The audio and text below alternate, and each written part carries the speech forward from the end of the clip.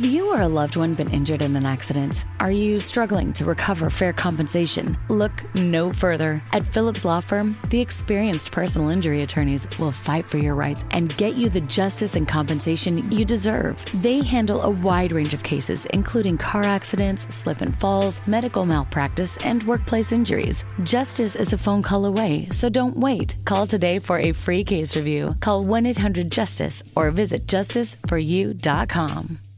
What does it mean to be fit? Is it about how much you and your crew can bench press? Or how many nutrients you crush in that post-workout meal? If you're fueling up with beef, you're getting gains. From protein, iron, and B vitamins, an unparalleled nutrient mix, satiating you in all the right ways. So after your next workout, grab your friends and grab some beef. Together, we bring more. Beef, it's what's for dinner. Funded by beef farmers and ranchers. Hey, this is BJ. Thanks for listening to our show's podcast. If you're a fan of all things geeky, you should check out my other podcast, BJ Shea's Geek Nation. We have new episodes every day, and you can check it out at bjgeeknation.com. Your home is going into foreclosure and you feel like a financial wreck. You don't know where to turn for accurate information. I'm bankruptcy attorney Travis Gagne. Let's talk about some legal options. If we work quickly, we can propose a plan to save your home, modify the loan, or in many cases even eliminate your second mortgage. The consultation is free. I've helped hundreds of people just like you make informed decisions about whether to save their home or exit it on a reasonable, organized timeline. The chapter you choose sets the tone for the next chapter of your life.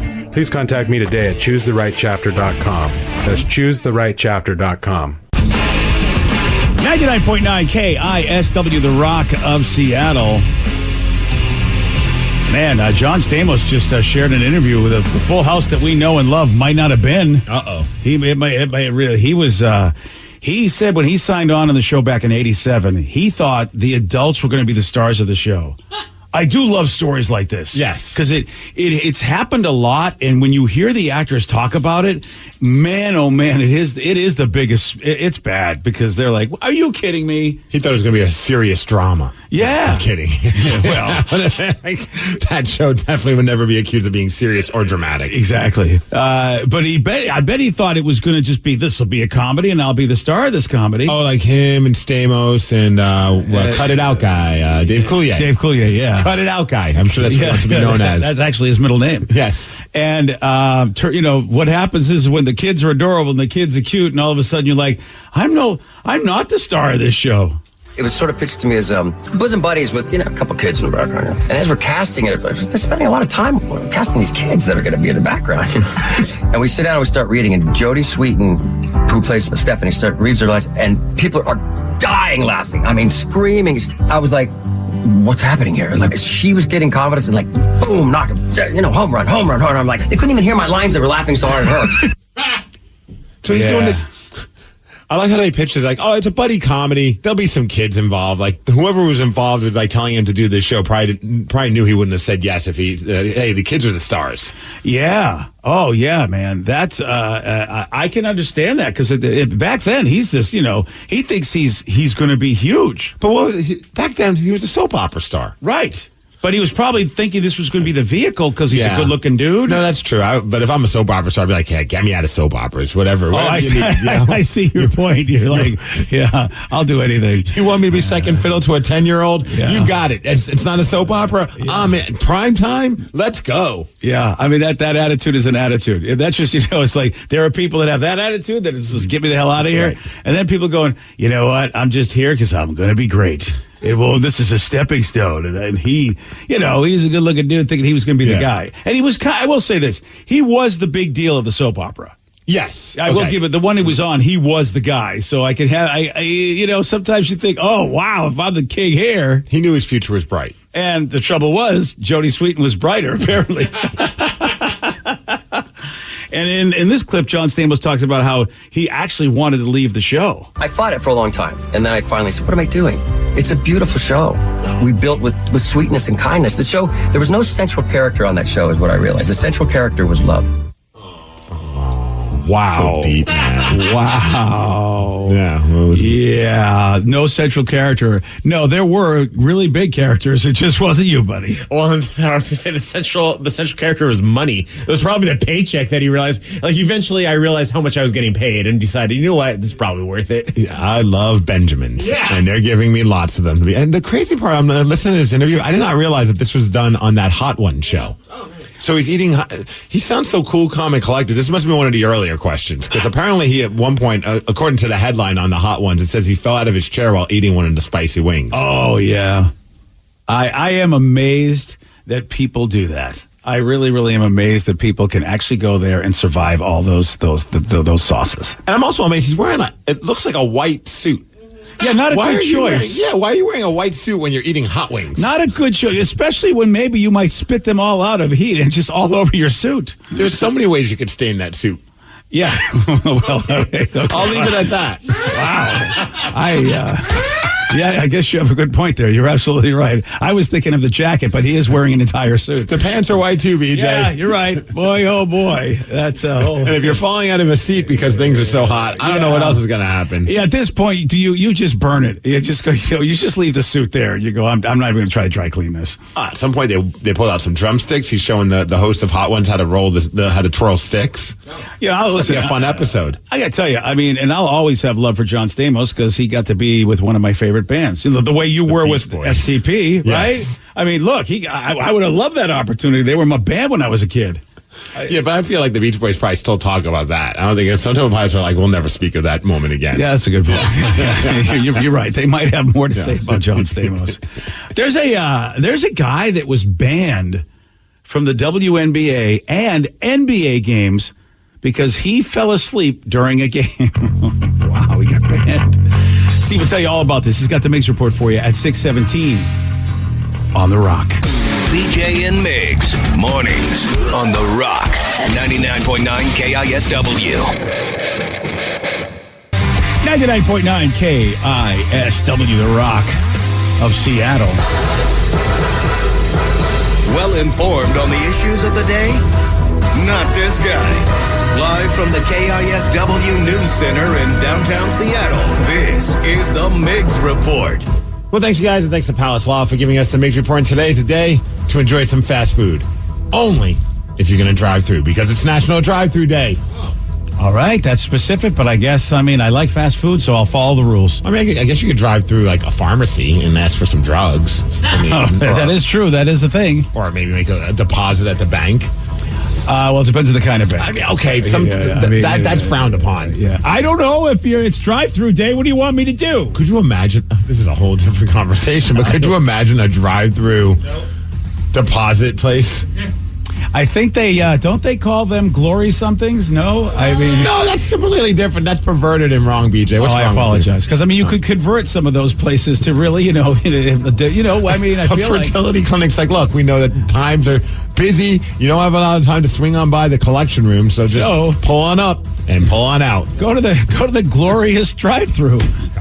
Pull on up and pull on out. I think I need a drink after all this. Yeah. And if you're gonna have a drink, well, it should be. Because it's National Tequila Day. Oh, yeah. That's what I'll need to pull on up. Tequila! And then, There's usually too much of that. I don't want to do anything. Yeah, that's a good point. You really won't be able to pull on up if you have too much tequila. All right, so this story is about some idiot that decided to go to a WNBA game and pull a prank. And I am happy to see that he is getting punished for it. Because it's just a dumb... After a while, after a while, you see all these YouTube videos, and you're just like, everybody's doing these pranks, and sometimes you're just like, what are you doing? So this guy decides that he thinks it'll be funny to pretend to fall asleep during a WNBA game and be seen on TV falling asleep and say that he has sleep apnea, and that's why he's falling asleep. Well, they were a little annoyed with him, I guess, because he was also harassing some people at the games, and he was just, he was wearing like a blanket, like he was obviously doing it as a prank. And they're like, you know what? Screw you, man. You're done. And they kicked him out of the WNBA game and also said he is banned from NBA games as well. Here's this YouTuber talking about what happened. I have really bad sleep apnea, so it makes me cold. Just like wake me up if I start snoring, okay? Help me out so I don't have to escort you out, sir. Sleep at home. I got sleep apnea, man. I don't know what to tell you. I can't control it. You're not a little sleepy too? I got an extra headrest. Yeah, I mean, it's like, dude, we get it. You're trying to be a funny guy. And he's bugging like one of the coaches. He's bugging some of the fans. He's got a blanket. I mean, the visual is kind of silly. He's got a blanket on. He's got pajama pants on. Yeah, and he's closing his eyes. Yeah. But it backfired. Yeah. Now you can't go to WNBA games or NBA games. And isn't sleep apnea the one where you kind of just can't breathe while you sleep? I think he was meaning narcolepsy, where you just randomly fall asleep. Oh, yeah, you're right. Yeah. He didn't have his facts right. No. Yeah. And that's why he's really bad. No. All right, I have a story about this. I guess in California, the weather is just incredibly hot, right? Yeah. It's California, and it's summertime, and it sucks for the Amazon delivery drivers or any delivery driver because, you're driving around, you're in the hot, in the heat, you have your suit or whatever, your uniform on. Well, one person, an Amazon delivery driver, decided to jump in the backyard of somebody's house and take a dip in the pool. And some people were like, what the hell? But he was actually told that he could by the homeowner. Oh, really? It's actually a pretty funny video. Apparently, they left a note like Vicky does sometimes where, hey, there's some water in here, or there's this thing to help you out. Well, this homeowner decided, you know what? Hey, man, we got a pool in our backyard. Drop the package off over in there. And if you want, take a dip in the pool. Oh. And he took him up on it. But the crazy part is he never took his clothes off. He took his wallet out. Smart. He also took his phone out of his pocket. Kept his Amazon delivery driver uniform, like the vest on, like that jacket and all that stuff. And just jumped in the pool that way. Yeah. Didn't even bother. It's pretty fantastic to see. Oh, you got to check out that video on the BJ Migs page. Oh, the video's great because he just gets in the pool and he's like, screw it. I'm jumping in, and just dove right into the water. Damn, dude. But it's hot. I'm with him. Yeah, some people are like, yeah, because some people are like, well, now you got to go back into your car with, and he dove off the diving board, which is pretty awesome. I don't know about the shoes. I think I would have taken those off because I hate wet shoes. Yeah, you know what? That might have been my also. Yeah. Wet socks, wet shoes. Yeah, I don't like that. That's why you should be wearing Crocs. But dude, it'll keep your whole body. I think the attitude would be is it's so hot, you'll dry out real quick. And a lot of people are like, yeah, his car's going to dry out rather quick too. Yeah. Oh yeah. I love that. That's really neighborly.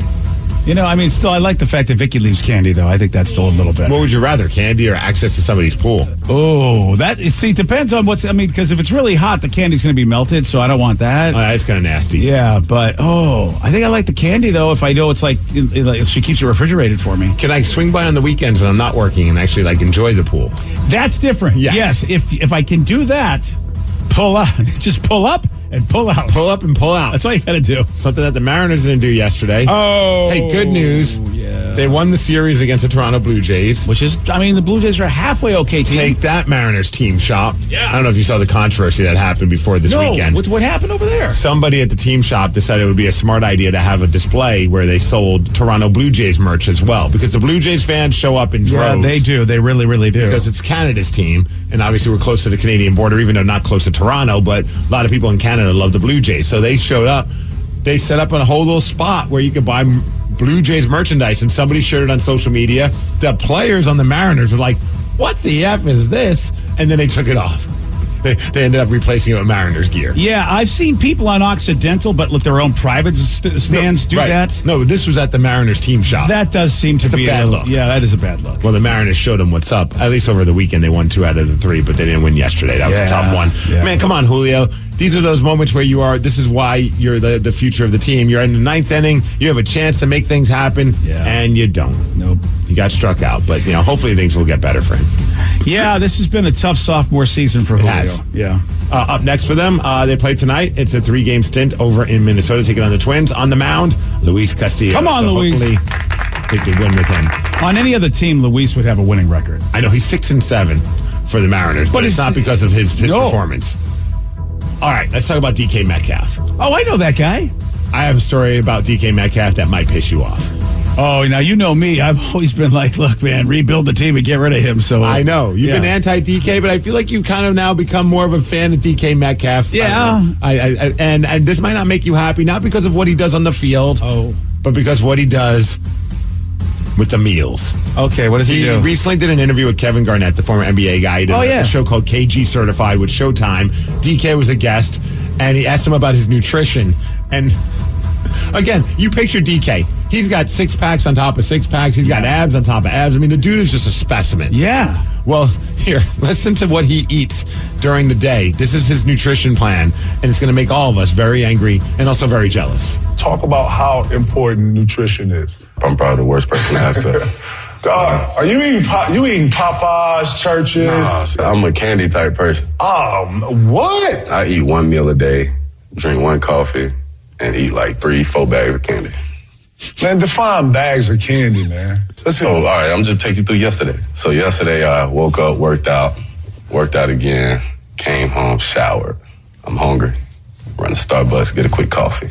That's going to hold me till like 4, 5 o'clock. Around 4:30, I order some candy and a water. What did I get yesterday? Got the Skittles gummies. Then I got the Lifesaver Creations. They're the same size bag, so I just mix them. Eat that. That's going to hold me till like 8 o'clock where I'm having dinner, 8, 9. And then I eat dinner, go to sleep. Wow, that's just like DK, I hate you. That is. I mean, now I like chocolate, so the stuff he's eating, I'm not a big fan of. I like gummies, so I'm very jealous of him. I mean, it's interesting the type of candy he chooses. Of course, it's all carbs, and he's working out like a son of a gun, so he's probably burning through that. Right. I mean, he works out like a beast. Yeah. So I mean, that part, that's a little bit of why he could get away with this, and also he's young, he's got that metabolism going. But like, what the hell, man? That is a weird diet. Well, and also that's kind of like the intermittent fasting type thing. He's not eating all day until 4 o'clock, basically, which is like 1 coffee. Yeah, I mean, I'm sure his body is just like, I'm going to use all this fuel now. Well, the crazy part is like, I have a coffee and I'm good. I've never been that person that could have a cup of coffee and that could replace a meal. Yeah. And a cup of coffee is just keeping me alive. But I still need to eat a meal. Yeah. Like, that just seems insane. A cup of coffee is why we're awake and speaking, Right. but it doesn't replace food. Never once I said, I'm good, guys. I had a cup of coffee. Gosh, I wish I could say that. Would that be amazing if we could be like DK Metcalf? No, you know what? No, just keep the buffet. I had a coffee. And I also I was like, and then I ordered some candy. Like, are you going somewhere to order this candy? Like, it just sounded kind of funny how he said that. Just pull up. Like DoorDash? DoorDash, yeah. My roommate DoorDash always does candy? Yeah, you can order. She always does like the grocery orders Yeah. through them, and so she's yeah. like, "Hey, I want ice cream," and she'll just order ice cream. Oh, Imagine being that man. person like, what is this guy? He's just door dashing a bag of Skittles and a bag of Lifesavers, and then you show up to the house and it's DK Metcalf. And let me just ask you, shirtless, showing off his abs. Yeah. when was the last time you heard Lifesavers even mentioned? Like, that's like, I The don't know. gummies one though. Oh, are people doing gummies Lifesavers? The gummy Lifesavers are freaking awesome. Oh, I don't think I've ever had one of those. Yeah, but when I eat a whole bag of those, I don't have the same results as DK Metcalf. Oh, so he's eating the gummy. He's not eating the old schools. I don't think so. I think he was talking about the gummies. Oh, okay, that makes sense. You haven't had the gummy Lifesavers? No, I'm not a you're gummy. not a gummy guy. I'm not a gummy guy. Oh, they got the sour ones? Forget about Are it. they better than normal, like the Harabos or Harubis? What's his name? Haribo? Yeah, that guy too. Those are gummy bears. Yeah, but I mean, is it any different? I mean, It's one's shaped apples like a and bear, oranges, one's man. shaped like a Lifesaver. They have different tastes. They are different. Okay, I don't know. Man, They look the same to me. You except still different wouldn't like him, shapes. BJ. this gummy ignorance that you're just spewing on the airwaves is really annoying. I'm just a gum idiot. What can I tell you? Speaking of DK, a member of our show actually got a new DK Metcalf jersey. I don't know if you heard the news. Whoa. Danny V took advantage. Of course, they released those vintage. Oh, the throwbacks. Those throwbacks are amazing. Frickin' Danny. The day that they're released, Danny's at the team store buying the DK Metcalf Oh, one. so you went out and bought full pricey. Oh, immediately. Yeah. Oh, my God. Yeah. You are insane. Dude, these are amazing. The throwback. And although I do feel very old when they talk about the history of the throwbacks, Yeah. like I instantly thought throwbacks 80s. They're like, no, these are the 90s jerseys. And I'm like, that's not throwbacks. That's like last month. And it's just crazy to think that. And it's a nod to the reason why is because that's when the city kind of became alive with the music scene and everything that was happening. It's crazy. Paul Allen bought the team in 97, so it was like a nod to the 90s is why they went with those throwbacks. And they just look awesome, man. I think I'm going to get one. Well, and they're so nice when you see them, like, because they have like the Kingdom logo on the tag. Yeah. It's when the minute I saw those come out, I was like, I have to go to the team store and just see if they have them. Yeah. And they had them in droves. Well, I was trying to be impulsive, and I went to like Dick's and like the team stores over at like the South Hill Mall and also at South Center. And they weren't carrying them yet. Oh man! But at least you got yourself a deluxe, so that was important. It was, you know what? I'm here. I'll get some fries. Why not? What is wrong with you? We serve cheeseburgers. We don't have the Seahawks jerseys. I'm gonna have a burger every day till you get it. So which play did you go? You went with DK Metcalf. I did, and it's funny because like at the team store down at Lumen, you can only pay for like 30-minute. It took me the entire 30-minute parking to figure out which one I wanted. I was going back between Wagner and Smith and Lockett, and then I was just like, you know what? I'm going to go with DK Metcalf. You can't go wrong with DK. No, I got to piss BJ off anytime I can. Well, and Wagner, boy, you almost want to get that just because what a great. I'm so happy he's back to be able to wear it. It just like it's a throwback to the Legion of Boom while he's wearing a throwback. I mean, the whole thing's cool. And the helmets look sweet because obviously they have to have the different helmets because the helmets are going to match these jerseys otherwise. And that's why they could do this. A couple of years ago, they finally said, oh, yeah, you could have alternate helmets, which opened the door for them to even consider making these throwback jerseys, which I think, and it's almost like I mean, some people I don't like them, but overwhelmingly positive just across the country football fans being like, okay, I'm not a Seahawks fan, but those look good. I wonder why they had a rule where you could have alternate helmets. Rules are stupid. I really it makes no sense.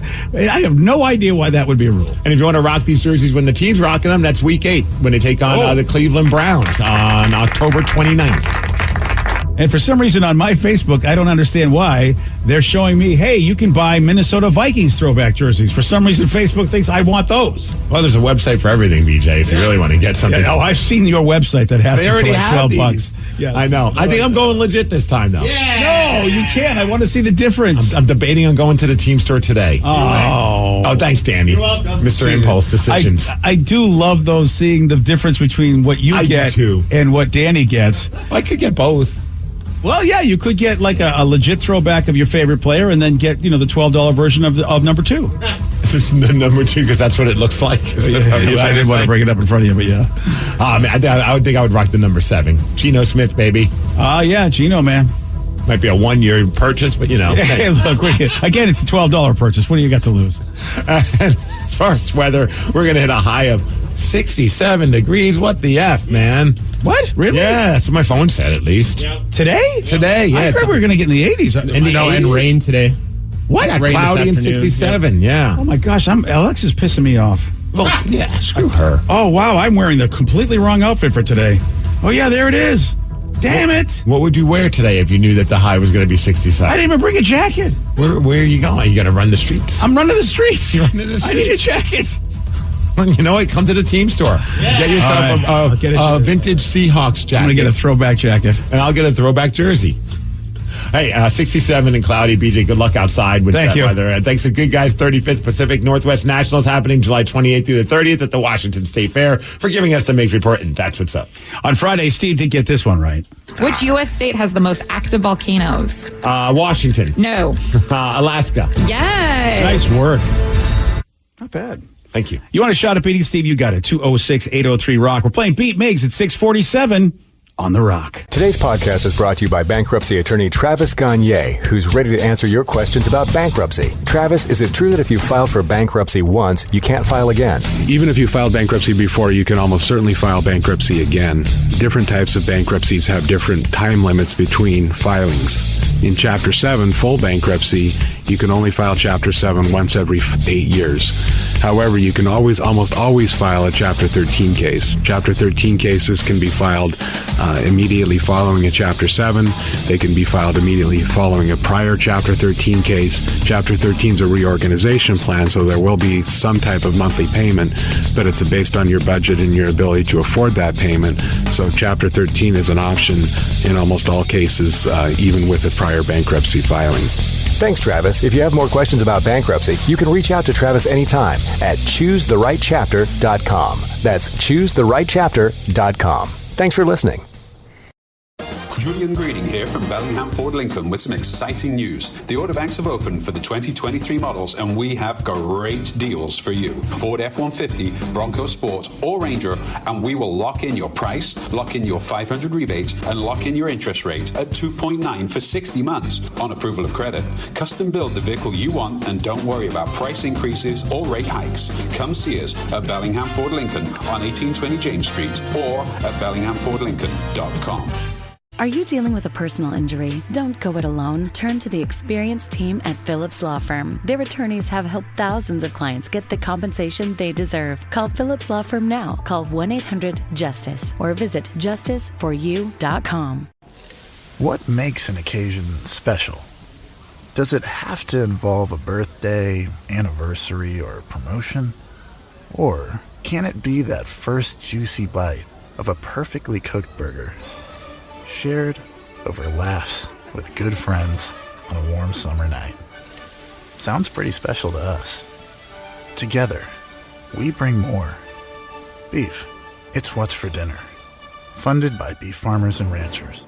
Hey, this is BJ. Thanks for listening to our show's podcast. If you're a fan of all things geeky, you should check out my other podcast, BJ Shea's Geek Nation. We have new episodes every day, and you can check it out at bjgeeknation.com. Your wages are being garnished. We can stop that now. It's hard enough to pay your bills when things are good, let alone when a big chunk of your take-home pay is gone before you even get your check. I'm bankruptcy attorney Travis Gagne, and I can stop the garnishment and get the creditors off your back immediately, often the same day as our consultation. Both Chapter 7 and 13 provide bankruptcy relief, but choosing the right chapter is crucial. In a free consultation, we can create a plan to get your finances back under your control. The chapter you choose sets the tone for the next chapter of your life. Please contact me today at choosetherightchapter.com. That's choosetherightchapter.com. 99.9 KISW, the Rock of Seattle. Once again, we teamed up with Mary's Place for Kicks for Kids, because we want to make sure that, kids have a brand new pair of sneakers to call their own as we get, you know how it is, man. Summer's going to be over soon. They got to go back to school. That's right. Yeah, we're right around the corner. It's time to get some money raised for these kids.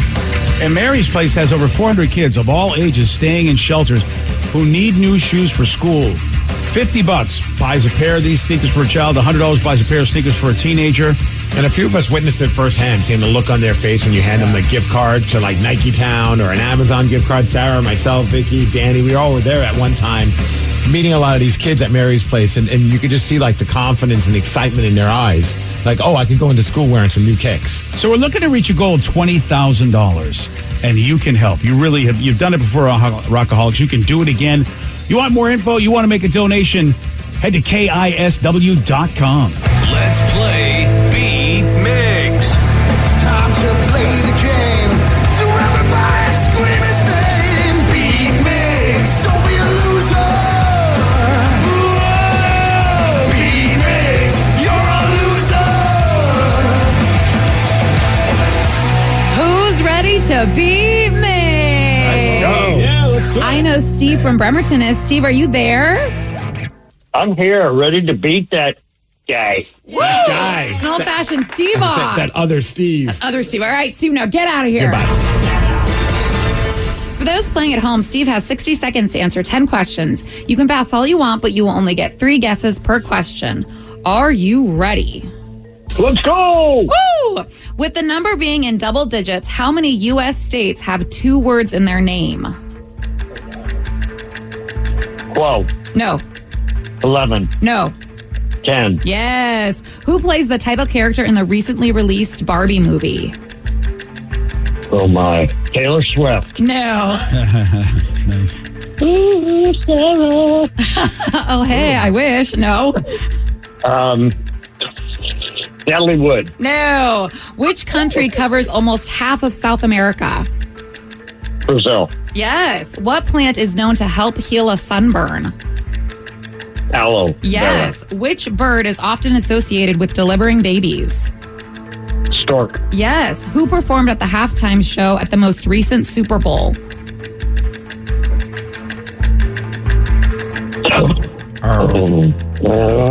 Pass. In the Hunger Games, how old do you have to be to enter the drawing? 18. No. 15. No.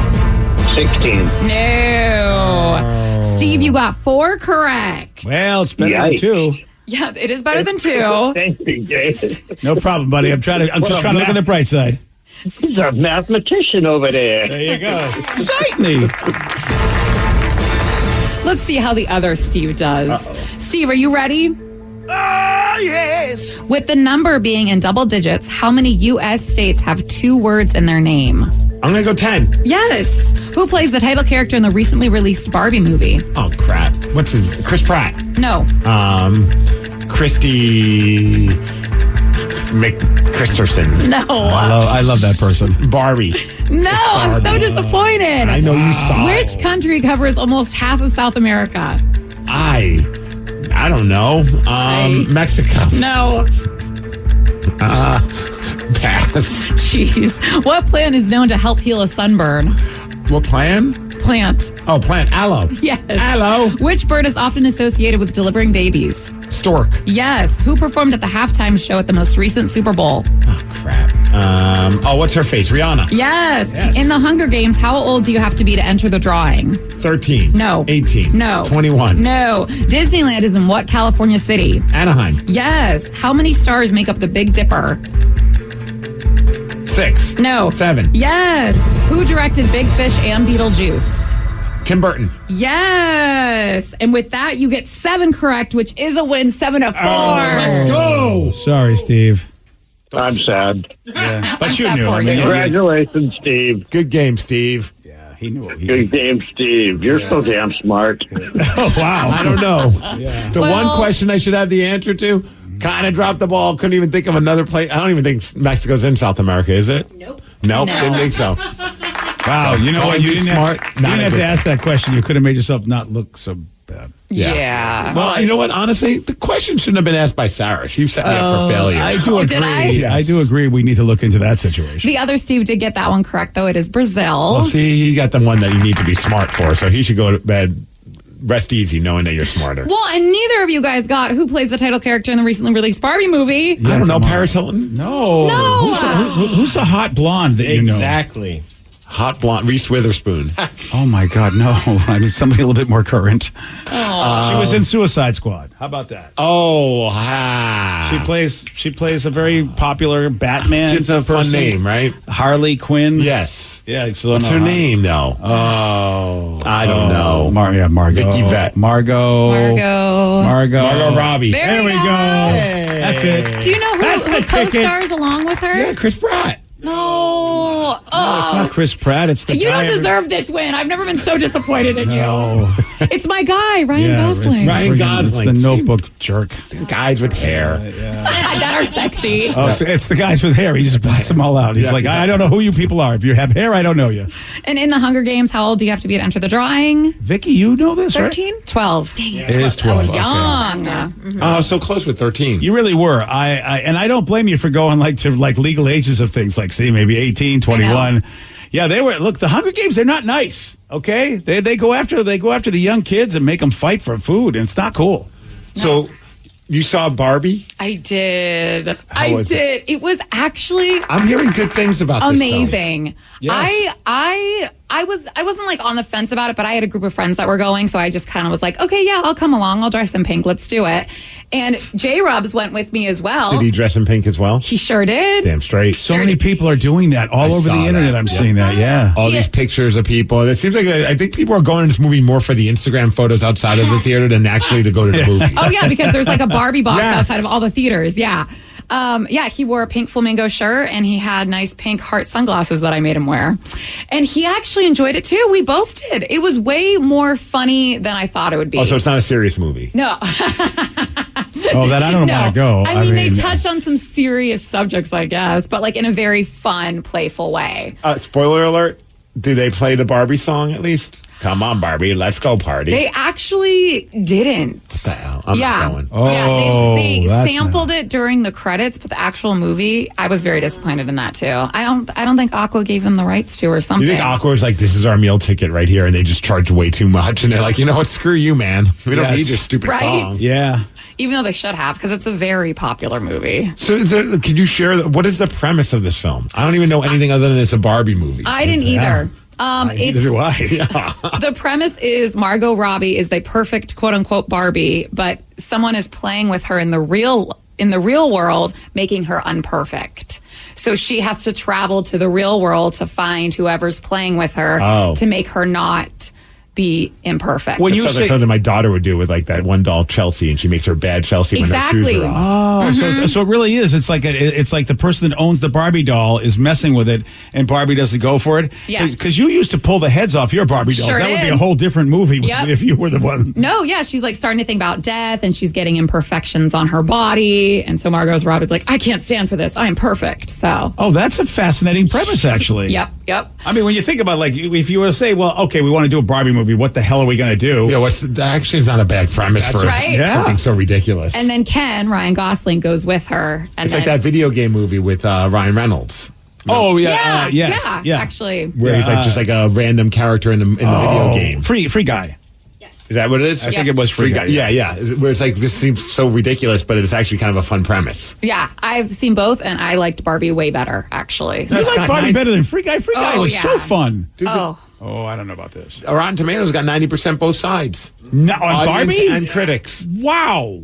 Well, I could see why it made like over 150-something million at the box office, which I love how they called the other movie, which was a completely different movie altogether about, I think, the creation of the atom bomb.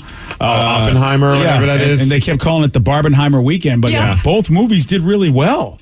Like, I think Oppenheimer made about 80-something million. Yes, right around there. I think a lot of theaters, too, were doing, like, you can buy tickets to both and just go to one and then just... Barbenheimer. Yeah, stay and see the other one. Somebody just said, hey, if you search the Barbie movie on Google, the whole webpage turns pink, and it does pink fireworks. It's so fun. Actually, just turned pink on Oh, me. look at that. There it is. Yep. Oh, I loved it. Yeah, but I judged it first. But no, go see it. It's actually really entertaining. Yeah, 90% from fans and the critics. The critics giving this on 90%. They must be very, very well done. It's got a great cast. So how did it do in the box office? Like, I mean, I know 155 million. Yeah. That's, you know what? Movie people are happy because they're trying to get us back in the theaters, trying to figure it out. And again, would this be one of the biggest movies? Meanwhile, Indiana Jones is like, why? Why is our life the way it is? Well, you didn't have enough hot blondes in it, apparently. That's really what it enough is. pink. Including John Cena. John Cena's in the Barbie movie? As a merman.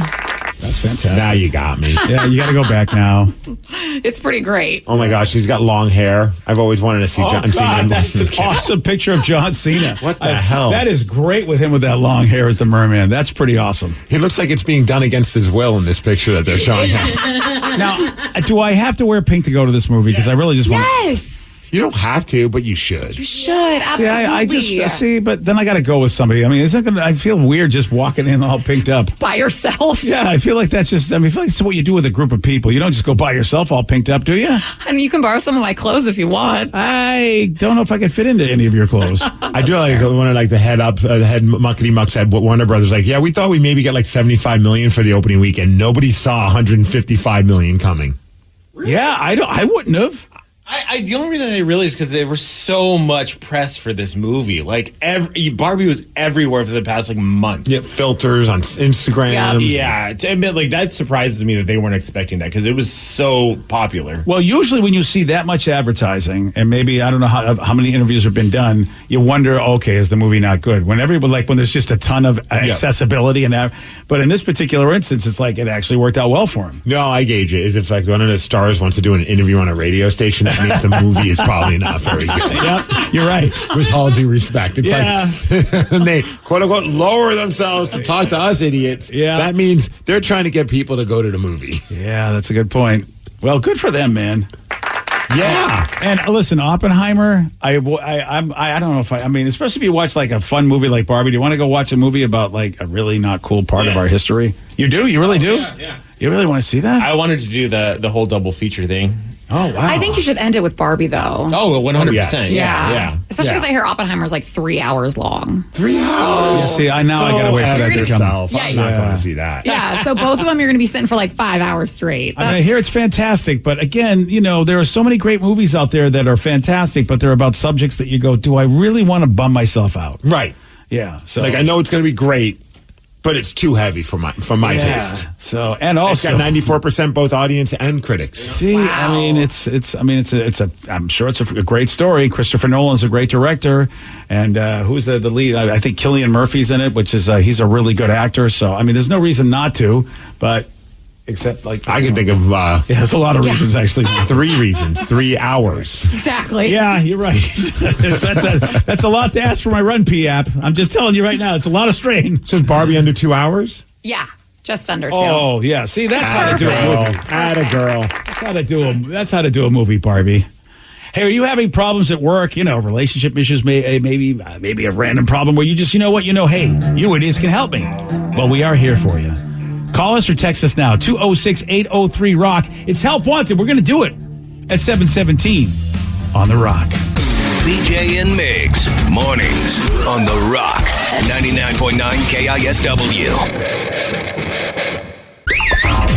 Is your relationship going sideways? Have a family issue? Problems with your coworker? Do you need advice? We're here to help. No problem is too dumb. No dilemma is too silly. This is Help Wanted with BJ and Migs.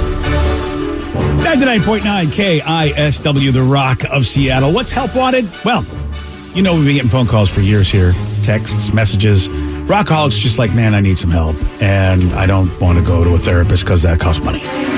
So they know that we have been through a lot and also have paid a lot of money on therapy, so maybe there's something we can do. Yeah.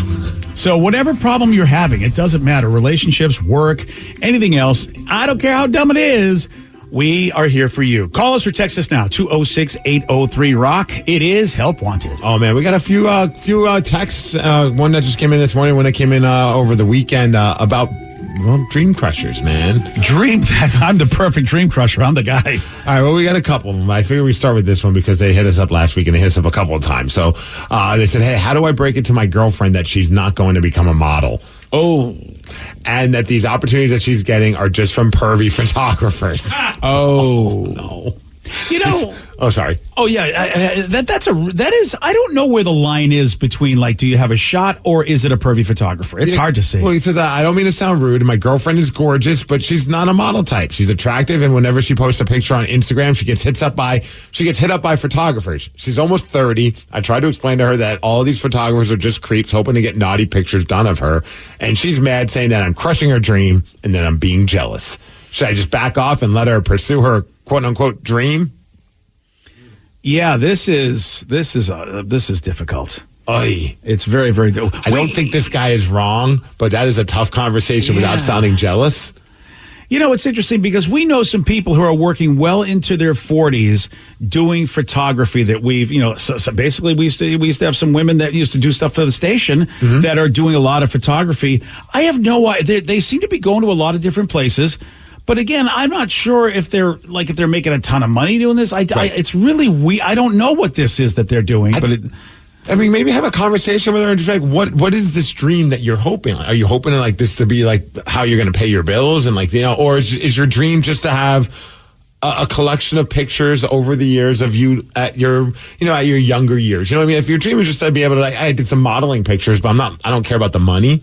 Then that dream seems pretty accomplishable, if that's a word. You know, I don't. But if you're hoping that, like, you know, you're going to go off and hit all the red carpets, maybe that might be a little bit of a stretch. Yeah, it's a good question. Hobby or business? And if she does say business, it's like, all right, what is your business plan? Because you are your OnlyFans model. Nothing wrong with that. Gonna maybe mention that, but yeah, like if she's not comfortable with the OnlyFans lifestyle, she's gonna have to sit down and learn how to market herself. Maybe get a financial advisor, planner, and get going and actually work at it, not just taking pictures, because it's more than that. Yeah. See, I feel like that's a hobby to me.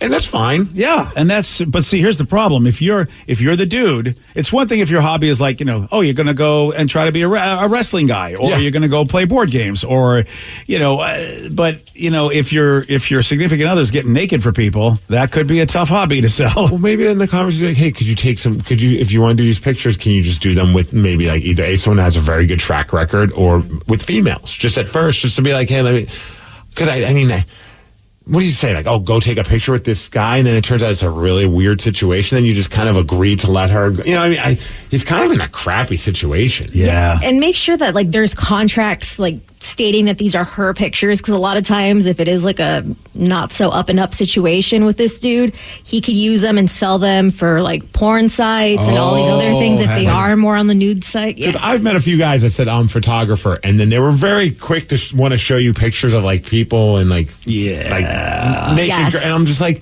are you a photographer? Do you have a really good camera and you've convinced enough women that you can take pictures of them? Mm-hmm. Yeah, and then what does that mean to what is everybody getting out of this? We know what the pervy photographer's getting out of this.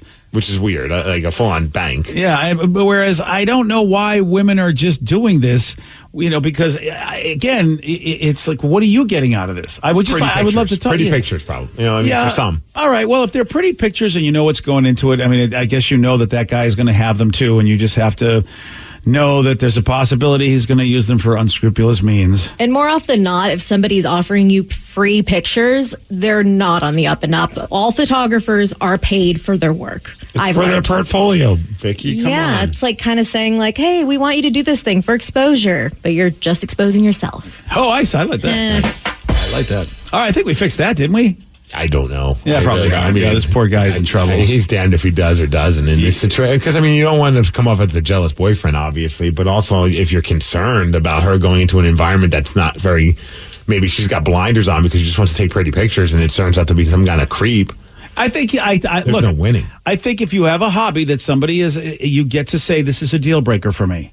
And if she says you're a dream crusher, it's like, look, if you really think you can do something professionally, then how about we make sure that who you go to is a professional? Otherwise, it's a hobby. And then I get like Steve said, you're in a tough place. How about this person says, hey, guys, been married 7 years, together 10. My wife refuses to maintain cleanliness of the house and has settled for a messy house. I'm tired of living in filth. She doesn't listen to me. What do I do? Okay, but I feel like did he say anything about their work situation? No. Okay, so not unless there's something missing in the text. He just said he's married. Married for 7 years, been together for 10, and the wife is now a slob. I mean, I'm just paraphrasing. Okay, well, here's the deal. I mean, there have been many households where there has been somebody that's a slob, and you married them, right? He says, I take care of everything outside of the house and the income. Okay, so she's a stay-at-home? Sounds like it. Is that what he's saying?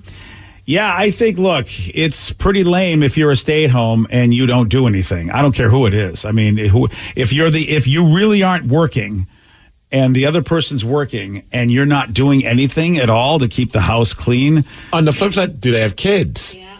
Because, dude, I had a couple of situations That's where... a good question. You know, my wife's sometimes she'll coach CrossFit, and sometimes she's gone... So last week, she was gone for several hours because she had to fill in for some people, and it was just me and Tatum. And man, oh man, was that an experience of a lifetime. Like, it's just like as soon as you think you've got things clean, there's another tornado that just hits. Oh, yeah. Oh, it's a beating. It's insane, dude. Yeah. I looked at her and she came in. I'm like, I don't know how you do this. And she's like, what do you mean? I'm like, I got everything clean. Everything was good. I go downstairs and it's a whole new disaster. And it's impressive what this kid does. Oh, they're amazing, aren't they? It's insane, dude. Oh, you can't leave those kids. That's why really I'm all for chaining children. You just chain them to a chair and just go, look, I'll wait till you're 18. She'll still find a way to make a mess. Ah, you're right. All right, so we got to put them in a cage. I think that's about it. That's all we can do here.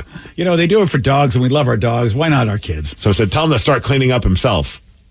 Okay, hold on a second. Before you start yelling at somebody, again... It wasn't in all caps. It was just a suggestion, okay. BJ. Before you start passively, listen, I understand it. The optics are horrible because he's a dude, she's a woman, and it sounds very 1950s. I'm going to take the gender out of it, and we don't know if there are kids. We just don't have enough information. Yeah. But based on what I'm getting, the person is the primary breadwinner. They bring in all the money, and the other person doesn't work. They don't bring any money. I think at that point, what are you doing in this relationship? You got to do something. The tough part is when both people are working. That's a beating because then you got to figure out a way to share all those responsibilities. I just thought it was a recent thing that she became a slob. How is her mental health? Is something going on? Like, is she okay? Oh, maybe that might be something to talk to her about. It's like, are you not okay right now? What can I help you with? Some people might go, you married that Neanderthal. Your mental health must really be a problem. Hey, yeah, we need more info, Steve. Yes, we do. We really, because if there are kids change everything. Oh, you said change. I was going to say ruin, but it's about the same thing. Change, ruin, potato. Yeah, this is Help Wanted, where we have helped nobody, and you really don't. Why do you want us? I have no idea. Going back to Dream Crushers, got another text. Actually, we've had this guy in studio. I remember he was moving off to another state, and he had dreams of training to be a professional wrestler and all that. Yeah. So he says, hey, Migs, I don't know if you remember, I began training in the wrestling world, inspired by you. Well, recently I had some health challenges that kept me from training. My wrestling camp owner told me that this is not for me because I'm either hurt or sick. I disagreed with him and said I need time to handle my health challenges. Without responding, he just up and kicked me out of the school group chat and just left me hanging. I still want to learn, but his school is the only one close to me, and he no longer seems to want to talk to me about training anymore, and he's closed the door on me. What can I do? That's really upset me, and I don't know what to do. I thought I was being respectful and professional, but I've been met with childish actions and the silent treatment. Okay. Oh, welcome to the wrestling industry where it's run by childish people. Yeah. Probably any industry, but I see it a lot.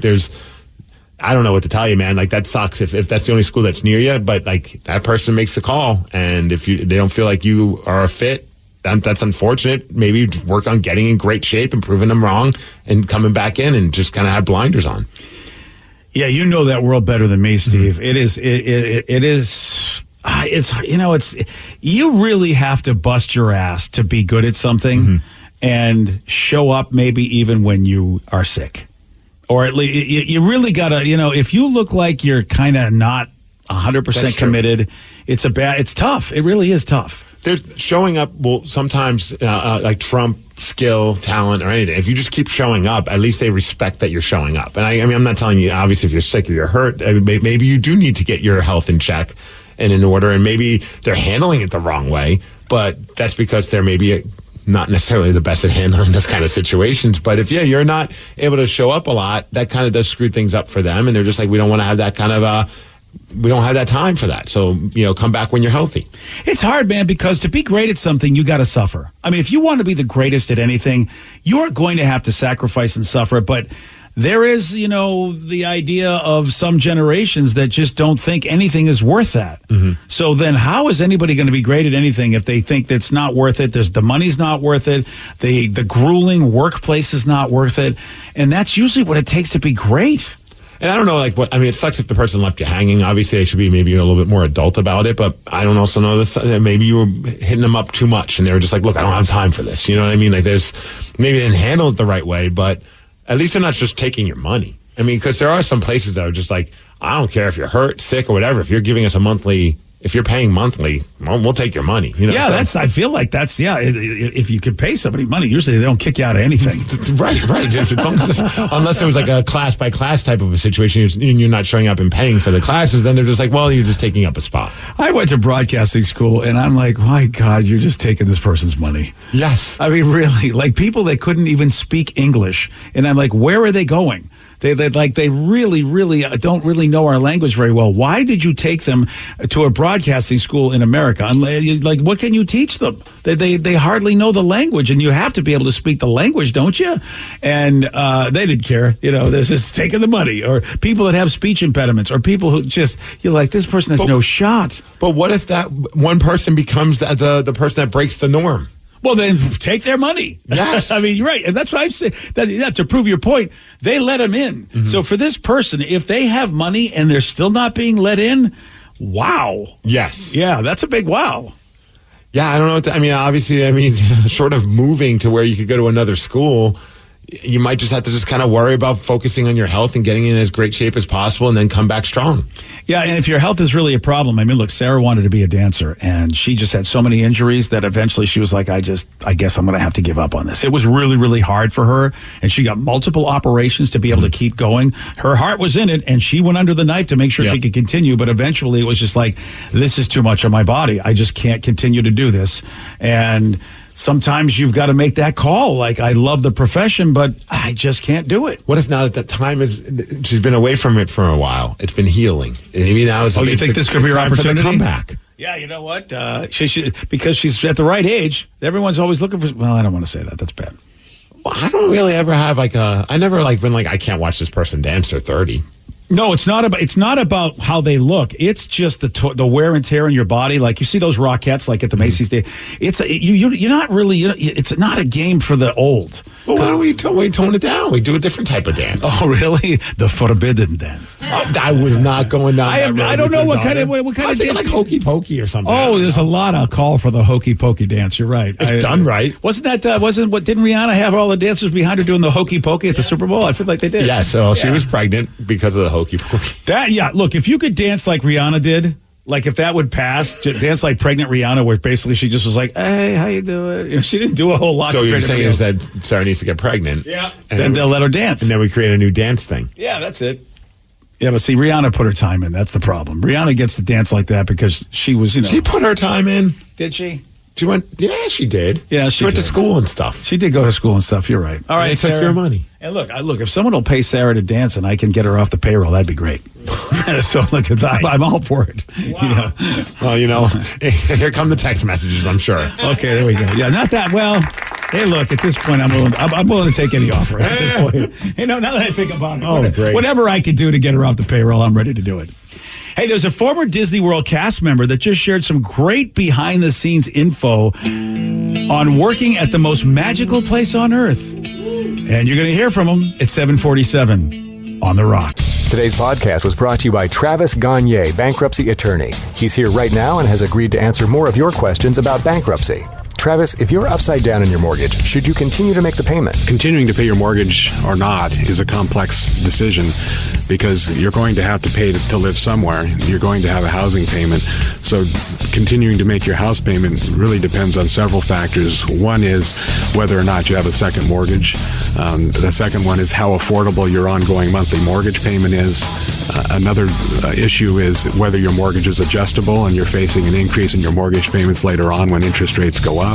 If you do have a second mortgage in this economy with the housing prices being down, oftentimes we can take off or strip off that second mortgage in a Chapter 13 case so that you'd only have the first mortgage to continue to pay. Thanks, Travis. If you have more questions about bankruptcy, you can reach out to Travis anytime at choosetherightchapter.com. That's choosetherightchapter.com. And thanks for listening. What do you get from the Morgan Stanley client experience? Listening more than talking, and a personalized plan to guide you through a changing world. To learn more, visit morganstanley.com/YUS. Investing involves risk. Morgan Stanley Smith Barney, LLC. Are you dealing with a personal injury? Don't go it alone. Turn to the experienced team at Phillips Law Firm. Their attorneys have helped thousands of clients get the compensation they deserve. Call Phillips Law Firm now. Call 1-800-JUSTICE or visit justiceforyou.com. Most of us have clothes that we've loved for years, maybe even decades. But it's harder than ever to find clothes that will stand the test of time. So before you update your closet this summer, take a look at American Giant. From hoodies and t-shirts to denim and more, they've got everything you need to build a wardrobe that you'll be proud of for summers to come. American Giant is made in the USA. That ensures that they can deliver items of exceptional quality, but it also creates jobs across the country. You're not just buying clothes that last. You're helping create a lasting change in the communities where they're made and a connection to the seamsters, cutters, and factory workers who make them. Discover the American Giant difference today. Shop wardrobe essentials that last a lifetime at American-Giant.com and get 20% off your order when you use code LT23 at checkout.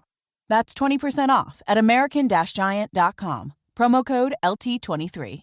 Hey, this is BJ. Thanks for listening to our show's podcast. If you're a fan of all things geeky, you should check out my other podcast, BJ Shea's Geek Nation. We have new episodes every day, and you can check it out at bjgeeknation.com. Your driver's license is important so you can get back and forth to work, get your kids to school, and back and forth to daycare. If your license has been suspended because you can't pay your tickets, you can't do any of those things. Let's talk about Chapter 13 bankruptcy. You may have heard the tickets cannot be discharged, but they can be dealt with in a Chapter 13 case. Why not come in for a free consultation? The chapter you choose will make all the difference to your getting back legally on the road. Let's design a plan to pay off your tickets and restore your license immediately. I'm attorney Travis Gagne. Please contact me today at choosetherightchapter.com. That's choosetherightchapter.com. 99.9 KISW, The Rock of Seattle.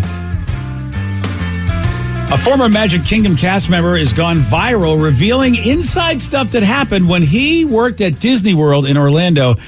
Should we play this? Because Danny he loves Disney so much. I don't want to break his heart. I'm all excited about this because I feel like, I don't know, is there a documentary about like the past cast members dishing the dirt and sharing the story? I would watch that. There should be a 30 for 30 for that, shouldn't there? Something like a little like an A&E biography about what happened behind the happiest place on earth. Because I mean, I think that stuff is kind of fascinating because it's just such a vibe there. You know what I mean? Like you just see all the characters. You see there's like a ridiculous amount of employees. Like what goes on behind the scenes? A lot. Yeah. Yeah. Well, are the characters all banging? Well, and especially in yes, and in the outfits. Yeah, at least with the heads on. In the tunnels underneath Disney World. It's funny too because my ex-wife did the college program at Disney World, and they don't do that in California. So it's just a bunch of college kids basically working at Disney World, and there's a lot of stuff that just goes on. Yeah. I mean, college kids. Come on. Yeah. Right? Yeah. But it's like you rarely hear any of these stories. It's like the mafia or something like that. Yeah. Or like Scientology. It's like no one talks about what happens. Well, you know behind the Mickey, scenes. man. I mean, South Park, I swear South Park portrays Mickey as he really is. Oh, he's just he's whacking people left He's and just, right. oh, get over here, you bitch. Yeah. So here's this one cast member talking about, some of the inside stuff that happens at Disney World in Orlando. 1. At Magic Kingdom, all cast members are empowered to create magical moments. These are designed for if you see a kid lose their turkey leg to a seagull, you can go get them a brand new one for free. Yeah. Have you ever seen a janitor move trash through the park? The answer is no. That would destroy the magic. Every trash can that you see is not actually a trash can, but a chute that goes directly into Disney's trash compactor system called the Utilidor. Nobody throws up at Disney World. That's gross. They have protein spills, and every cast member has protein spill powder. You throw it on top of the throw up, it dries it up, and the janitor will come and clean it up a few minutes later. I would have to call Child Protective Services, the police, and Disney management at least once a month while working at Space Mountain. Why? Their parents thought it would be a great idea to wait in a 2.5-hour line to get onto Space Mountain and leave their kid out front. Well, by the time they get off that ride, the police greet them and no one leaves happy, and it's not very magical. Oh, so that answers my question. I didn't do it, but I was thinking it. Yeah, see, it's a good thing you don't Tatum, want to. just stay right here. Daddy will be right back. This guy's video reminds me of that comic, Scott Seiss, the guy that was in Cocaine Bear. It's like, I feel like he's about to yell at me from a Home Depot. Although I don't know if I want to have a protein shake today after hearing about protein spells. What the hell? Yeah, it's a nice way to call him, but you're right. It's like nobody threw up. I got a protein spill. He's right. I've never seen anyone like hurl at Disney World. Granted, I'm not looking for it, but I don't think I've ever seen anyone get sick at Disney World or Disneyland. Oh, I have. Really? Oh, yeah. Actually, 2 different times, and they both had. Well, one of them wasn't a throw up. One of them was a kid going number 1 in the line for Indiana Jones. No. Impressive. And the parents just pretended they didn't speak English when the cast members came up to them, and they just let him go on the ride. So that was number 1. What? Number 1. Mental note. I'm going to remember that. Yeah. And then the second one was a kid just threw up all over right before he got on Indiana Jones. Oh, okay. The hell with Indiana Jones? Yeah. What's going on with this ride, man? I love that ride. So good. Not if there's going to be a hurl part of it. Oh, I still go on it. Well, it was before the ride even happened. This was all on the line. But that's what I'm saying. If they let the kid go on and he hurled once, sometimes things happens in threes.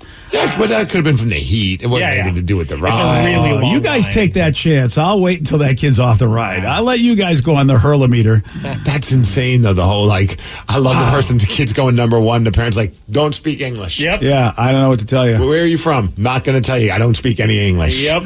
Yeah, I love how kids just do that. They just go, why can't I go here? Dogs do it. Mm-hmm. Why can't I do it? And these kids have a good point. It's really hard to argue that. Here's a former Disney cast member revealing different ways they can get fired. Breaking the rules. For example, if you wake up one morning and you call in sick, and then you take your employee ID card and you go to Magic Kingdom and you use it to get free entry into Magic Kingdom, well, the mouse knows that you called in sick, cross-references your sick day with the free entrance at the gate of Magic Kingdom, and guess what? You're fired and escorted off the premises before you even ever make it to Space Mountain. Continuity is something that Disney World takes very seriously. For example, my uniform was all gray. I worked in Tomorrowland at Space Mountain. If I decided to get hungry and go to Frontierland and walk to another land dressed in uniform, they would fire me on the spot. Oh, yeah, you can't cross-pollinate. Oh, so they don't want to see one of the employees in another area. Yeah, that's right. He's in Tomorrowland. He can't leave. So he has to change his clothes just to go to another part? Yep. Yeah. They should have a little suit, make him into a character that no one really even knows all that well. Or Chippendale. Just put on the Chippendale suit. Go get some food. Chippendale and Frontierland. I think he might get, again, could he get fired for that? Man, what a lucky bachelor working at Tomorrowland, though, because that's right where Space Mountain is. Yep. Yeah, see, I know you'd love that. I'd constantly go and be like, I need to cut the line. There's a safety issue. Why do I think you get fired very quickly? Yes. Yeah, all those rules. That kind of stuff fascinates me. I still am a little caught up on the whole there's no one coming around grabbing the garbage, that they're just chutes. That's actually a great idea. I like to see, is there a video of how they work? Oh, like the underground chute system. Yeah. Have you ever watched the video of Space Mountain with the lights turned on?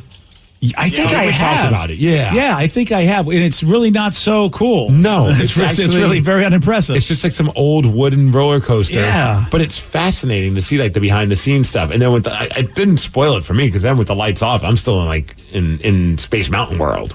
Yeah, it's like going to a TV set. You saw that sometimes when you went to a People's Court or something. And it's so run down. Yeah. Held together with duct tape, BJ. And yet it looks pretty amazing. Sarah said the same thing about the Price is Right set. Yep. And it's still just, on television, it looks like, wow, I want to be there, all these places. And yeah, you turn the lights on or you get there in person and it's like, that's just that. Yeah, Space Mountain looks like a ride that would be at like a fair, like not even like a top tier fair. You're like, really? This is what I just waited in line for? Turn the lights off, and have some crazy space sounds. See, the power of your imagination, man. Yeah. Willy Wonka was right. Just throw a couple of weird, trippy signs and start looking like a weirdo, man. You'll scare people. I like that. Yeah, they need to definitely do like some kind of a piece just about. I think it's be a negative piece. Like I think like the garbage stuff is fascinating. Yeah, I just wonder if you turn over the rock and there's more. You know what I'm just saying? You know what, kid? You don't want to see that. Oh, I bet there was some naughty stuff going on. Yeah, in the 33 Club. Is that what it's called? Club 33. Yeah, that's it. Yeah. Club 33. Club 33 is awesome, by the way. How much do you have to pay to get in there? $33. No. 33,000, I bet. Okay, fine. I wish. So Club 33 is a membership only, and it's like the Seahawks season tickets. It's like 10 years out. So are you on a wait list? No. It's I want to say that the annual dues are $10,000. What? A year, and then every time you go there, each meal is $75 minimum. So even if you get like chicken strips, like for your kid, $75 minimum. So you pay $10,000 to be in this club, and they charge you a $75 meal when you get there. Yeah, and you can't make reservations. The only way you can get reservations is if you know a member, and then they can put you on as guests. And usually the members are secret, like super secret about being members. So it's like the times that I've been, I knew a guy who knew a guy. And so he would get me on the reservation list, and then I'd get an email confirmation from like this undisclosed email. So that way I couldn't hit him up whenever I wanted for reservations. Oh my gosh, I have a burner email. It was insane, dude. It really feels like it's really cool. Like that club was built for Walt to like entertain his guests. I'm picturing just all like celebrities in there. No, I know we never saw one. I don't know why I'm picturing like Carrot Top just hanging out in there or something like that. Carrot Top is the one that really, you know what, he's 33 club material. He is. Somebody says this guy's full of BS. False at the Space Mountain is it's never over 2.5 hours long. As long as I waited 70 minutes. Also, the trash cans are trash cans. They do have a central collections place in multiple locations, but there's actually trash cans. Well, how does he know? Does he pick them up and look? I don't know. See, I've never there could be he's not saying there aren't trash cans. The dude's saying is that they're not emptied. Yeah, so is there something underneath that's pulling out? So I mean, there are trash cans. He's just saying that you don't see anybody. Maybe he misunderstood. He said you don't see anybody empty the trash cans because it's like it gets vacuumed up or it goes down a tube. Sort of like you have like in an apartment building where you open up one of those little things, you throw it down. I don't know. It goes down the garbage chute. Someone said, what if a kid got in the trash can? Would it go down the chute? Yeah. Yeah, what if you got sick and you put your head in there to go hurl and it just so happened they were sucking the garbage out? Next thing you know, the kid's gone. And now he's in the underbelly of Disney. Sounds like a great new ride. Yeah, right. Steve, I think you've created an amazing ride at Disney World. Premise to a great new horror film. I like both. They got Haunted Mansion coming out. Why not the Haunted Garbage Chute? Let's do this. So there's a video of all the underworkings of Disneyland on modern marvels. It's super cool. They literally have giant tunnel systems underneath Disney parks that run utilities and garbage. It's super awesome. I totally recommend checking it out. Somebody already did your ride. See, every time we think, well, hey, they should do something, somebody's done it. The tunnel system is super interesting because it's mostly at Disney World. I think they have some at Disneyland too, but that's like where they stage all the characters for the parade and stuff. Mm-hmm. And my ex was like, yeah, Cinderella smokes like a chimney, and Goofy's kind of a she used expletive words. Kind of an a-hole, you mean? Yeah. Oh, okay. Goofy? Oh, Goofy, not nice. It's always the fun-loving ones, man. Right? What about Pluto? I didn't say anything about Pluto. Seems pretty cool. Yeah, I think Pluto as well. But then he has to hang with Goofy, doesn't he? Yeah. Yeah, so that's kind of sucks for Pluto. If you could be one of the characters at Disney World, which one would you want to be? Oh, I think I'd be Pooh Bear, man. Oh, yeah. Pooh Bear. Pooh Bear's like nice guy that just sits around and eats. You got the belly for it, too. So I surely... Well, I would argue with you, but you're right. And he doesn't wear any pants, which I'm kind of leaning that way in my life when you think about it. Why not, right? Oh, bother. And that's his answer to any real problem. He doesn't get stressed out. He's just like, oh, bother, and then goes and gets some honey. Yeah. He has an addiction issue, but we won't talk about that. It's just, he's... I'm going to go Mickey. Yeah. Might as well be the king of the freaking place. You're too tall for Mickey, Steve. Yeah, that's the problem. My wife is pretty convinced that it's just a girl in those costumes. Oh, yeah. Most of them. Yeah, you would have to be Goofy or Genie or Tigger. Maybe Tigger. Definitely not Tigger. Oh, yeah. You hate Tigger, right? Well, he hit on my wife. Okay. Hi, Steve. Well, I guess then I could be him, and then I can hit on my wife, and then it's okay. Yeah, it's a good point. If Tigger's going to hit on your wife, it should be you. Yeah. I mean, I feel like that's... I think I'm leaning towards then Goofy if it's because of a height thing. Yeah.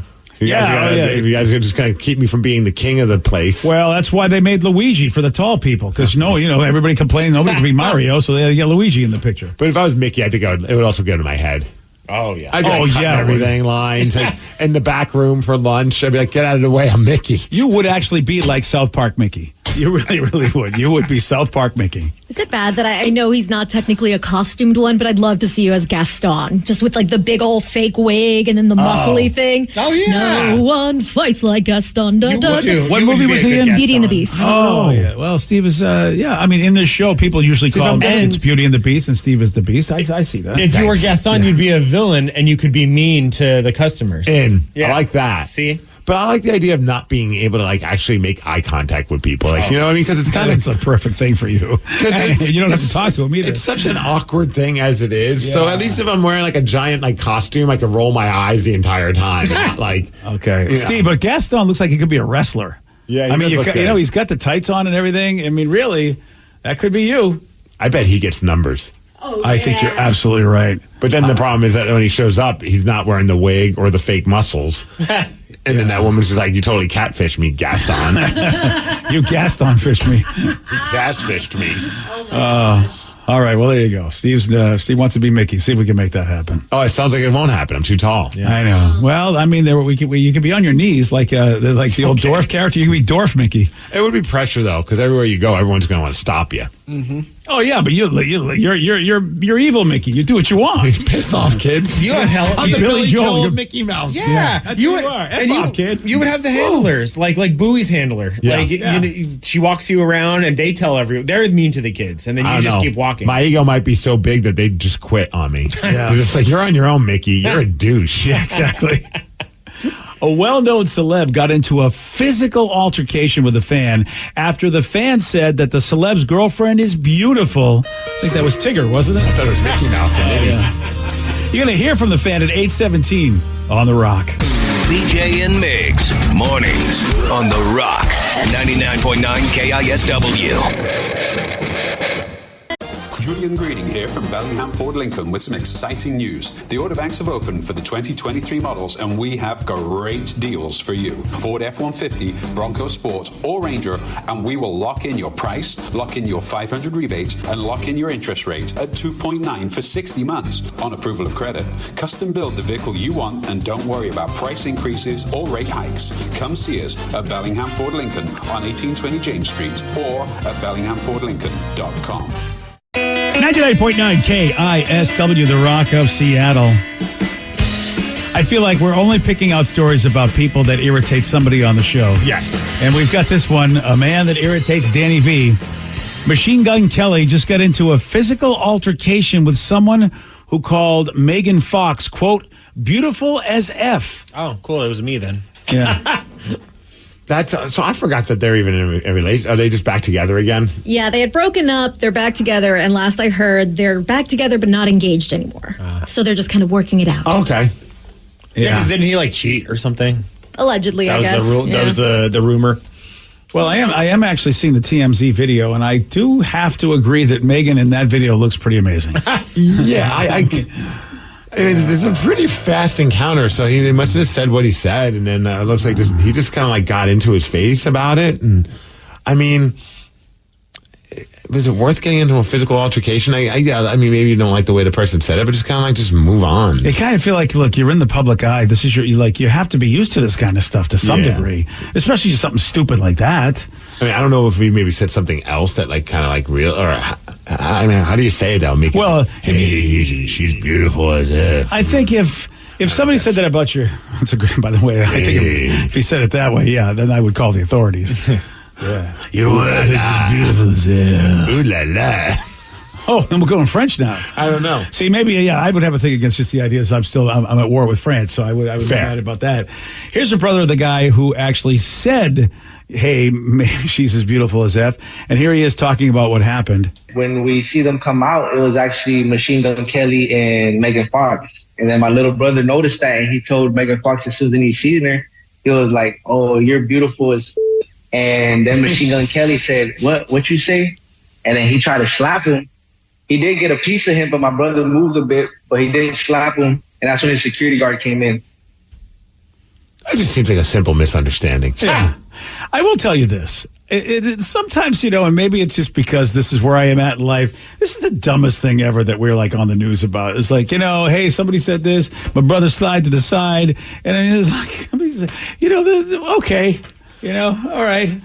I mean, do you think, I can't get inside the head of Machine Gun Kelly, nor do I want to, but do you think that he heard the F word and that maybe he just thought that that's all he heard? The guy maybe thought that the guy was like a proposition towards, hey, you want, you know what I mean? I suppose you hear the F word, you can see it, you can think a lot of things if that's all you catch is the F word. He seems like such a child when it comes to these things. Like gets angry and jealous and all the. I kind of think he heard him and was just like, you know what? Don't talk about my girl. Yeah, because someone came up to me and said that. I roll my eyes, sure. Because I'm like, dude, you could just say that person's beautiful. I mean, okay, beautiful as F, whatever. But I wouldn't push someone over that. It's like, okay, cool, have a great day. I'm going to enjoy my beautiful as F girlfriend. Well, this guy agrees with you. I mean, he thinks that MGK should have been flattered. I don't think it was over the line because, she's in Transformers. She's in all type of movies. She is a beautiful woman. Personally, if it was me and I was with Megan Fox and someone said that, I wouldn't mind. I would even be like, you want a picture with her? You know what's interesting? Well, you're not with Megan Fox. Sir, not to disparage you, but I just don't see you in that league. You know what I mean? I feel like, you know what? You need to sing a couple songs and get popular first. And let's just take a look at the Seattle Mariners. You might be the Aqua Sox, and she's she's in the Mariners. I just feel like you don't have a, you know what I'm just saying? Maybe, more like a wiffle ball team. You're not even giving him single A. Why? You won't even give him single A, so he's just a rec league. I do love his reason. League. She was in Transformers. She should be okay with it. Yeah, come on. Once we saw, which, I mean, I can't argue with you because really, what was she in Transformers for? Because she was beautiful as F. I mean, that was pretty much why she was in that movie. Yeah, Machine Gun Kelly needs to just learn how to just roll his eyes and keep walking. Yeah, you know what I mean? Like, what are you doing? Getting an altercation over like something as stupid as that. You just keep walking. You don't have to deal with this person. I do love the fact, though, the F word, though, is like, I mean, you could say somebody is attractive. You could say, usually when you throw the F word in, though, it's like this guy's going, hey, man, what's the problem? I guess the F word isn't like who cares? That's why I wonder if he thought he said something other than that. Yeah, because the F word is so versatile that if you don't hear it properly in the right context, you could think it means anything. Like, for instance, like the creepy version. Oh, I'd like to get out. Right, like if you just see some random dude just saying the F word, you'd think they said that they want to do something. And I can understand, like, dude, what the hell's wrong with you? Like, show some class. Yeah, or like, what if it was like, hey, what the F are you doing with him, Megan? You know, I mean, there's just so, if you could really, if you only hear the F. Well, that's what Danny thinks all the time. Yeah, I know. Danny really thinks he should be like, he's in the league for that, but not MGK. Yeah. Well, anyway, just another reason for Danny to hate MGK. We just know that. We gave him another reason for that. Mental note, don't say that to Megan Fox when Machine Gun Kelly's there. I almost want to. You know what I mean? Now I just want to. Or maybe say something else. But use the F in there. That way he can't completely hear it and see what he does. I think my favorite part is that they're just like at some it looks like a county fair. Yeah, there. Yeah, at a fair. It makes me so like it's like we're just going to go to the fair. I love that. I know, it's so great. But here's what I would say. You should start liking the guy. He likes fairs. Is he just hanging? You think he's just going like a regular person? That's what it looked like. Didn't look like they had handlers. Okay, I'm going to say this, just the way Megan was dressed, because she looked like she was dressed to go to like a big event to me. Like it's hot out. She was just wearing short shorts. Well, look, you can wear like comfortable clothing and not be seen and incognito. It feels like the two of them dressed up to be seen, in my opinion, the way they looked. And so, that's why if someone's going to say, "Hey, you're Megan Fox," I don't think you can get mad either. It's like you guys aren't going out incognito. There are people that will like dress down so that they can sort of just blend in. They didn't look like they wanted to blend in. They should have dressed like mascots. Yes, for the fair. Yes. Yeah, exactly. It put it like they looked like they were trying to hide being like stars. And I almost think, well, don't complain. Don't complain if people notice you and say stuff. It definitely don't push people around.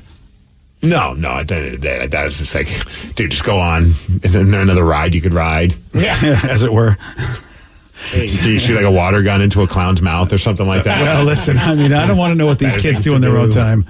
Hey, you guys hear that Roger Waters has re-recorded Pink Floyd's The Dark Side of the Moon? I have, and I cannot wait for you to hear this. Oh, okay. I don't know what, and it is not. It's not a note for note remake, so I'm not sure why Roger's doing this. It's not like with Taylor Swift recently. Obviously, she was just in town, but recently she has re-recorded a bunch of her records because of like publishing issues with the old label or the old whatever or manager. So she's redoing them, but they're pretty much note for note renditions of it. So it's like, unless you really are focused, like hyper focused on it, you probably wouldn't be able to tell the difference. This is not that. Yeah, Roger says it's a reimagining and not meant to replace the original, but this is all a celebration of Dark Side's 50th anniversary. So this is kind of like how he would approach the songs if he was rewriting them now. I guess. I don't know. He's older. Yeah, this is interesting. So here's his reimagined version of their song Money. Oh, so he really slowed it down. Yeah, this is like how much did you do, buddy? Money. Okay. Get away. Is this sort of like it's like greedy and grimy? Yeah, picture him like with a cigarette in his hand, like a whiskey. Yeah, like the root of all evil. That or he's under the covers and doesn't want to wake his parents up, so he's just recording the vocals. Yeah, that could be that. I can't really push my vocals. I can't get too loud. I mean, all right, I guess. I mean, it's like, I can't say it's horrible, but it's kind of like a chill. Not that the version of Money is like high energy, but it does sound like you when you want to sound creepy. Money. Yeah, it really doesn't sound right. It sounds like you're like maybe on Aurora going, money. It's a guess. Take me around the world. Yeah, it's kind of like a Tom Waits vibe to it. Oh, good call. Yeah, I don't know. I didn't hate it. It's weird. It is weird. I could see it like in a movie with like a serial killer doing something awful to somebody. Yeah, it's playing in the background. It's kind of eerie and dark. You know what? They do that in like movies where they take a song but they make it fit the movie, but you recognize it's the hit song. Yeah. All right, I can see that. That would be weird. Yeah, I think that'd actually be a perfect place for it. You know what the weird thing is? I might actually listen to Dark Side of the Moon for the first time in forever. You haven't gone front to back. I have. I haven't.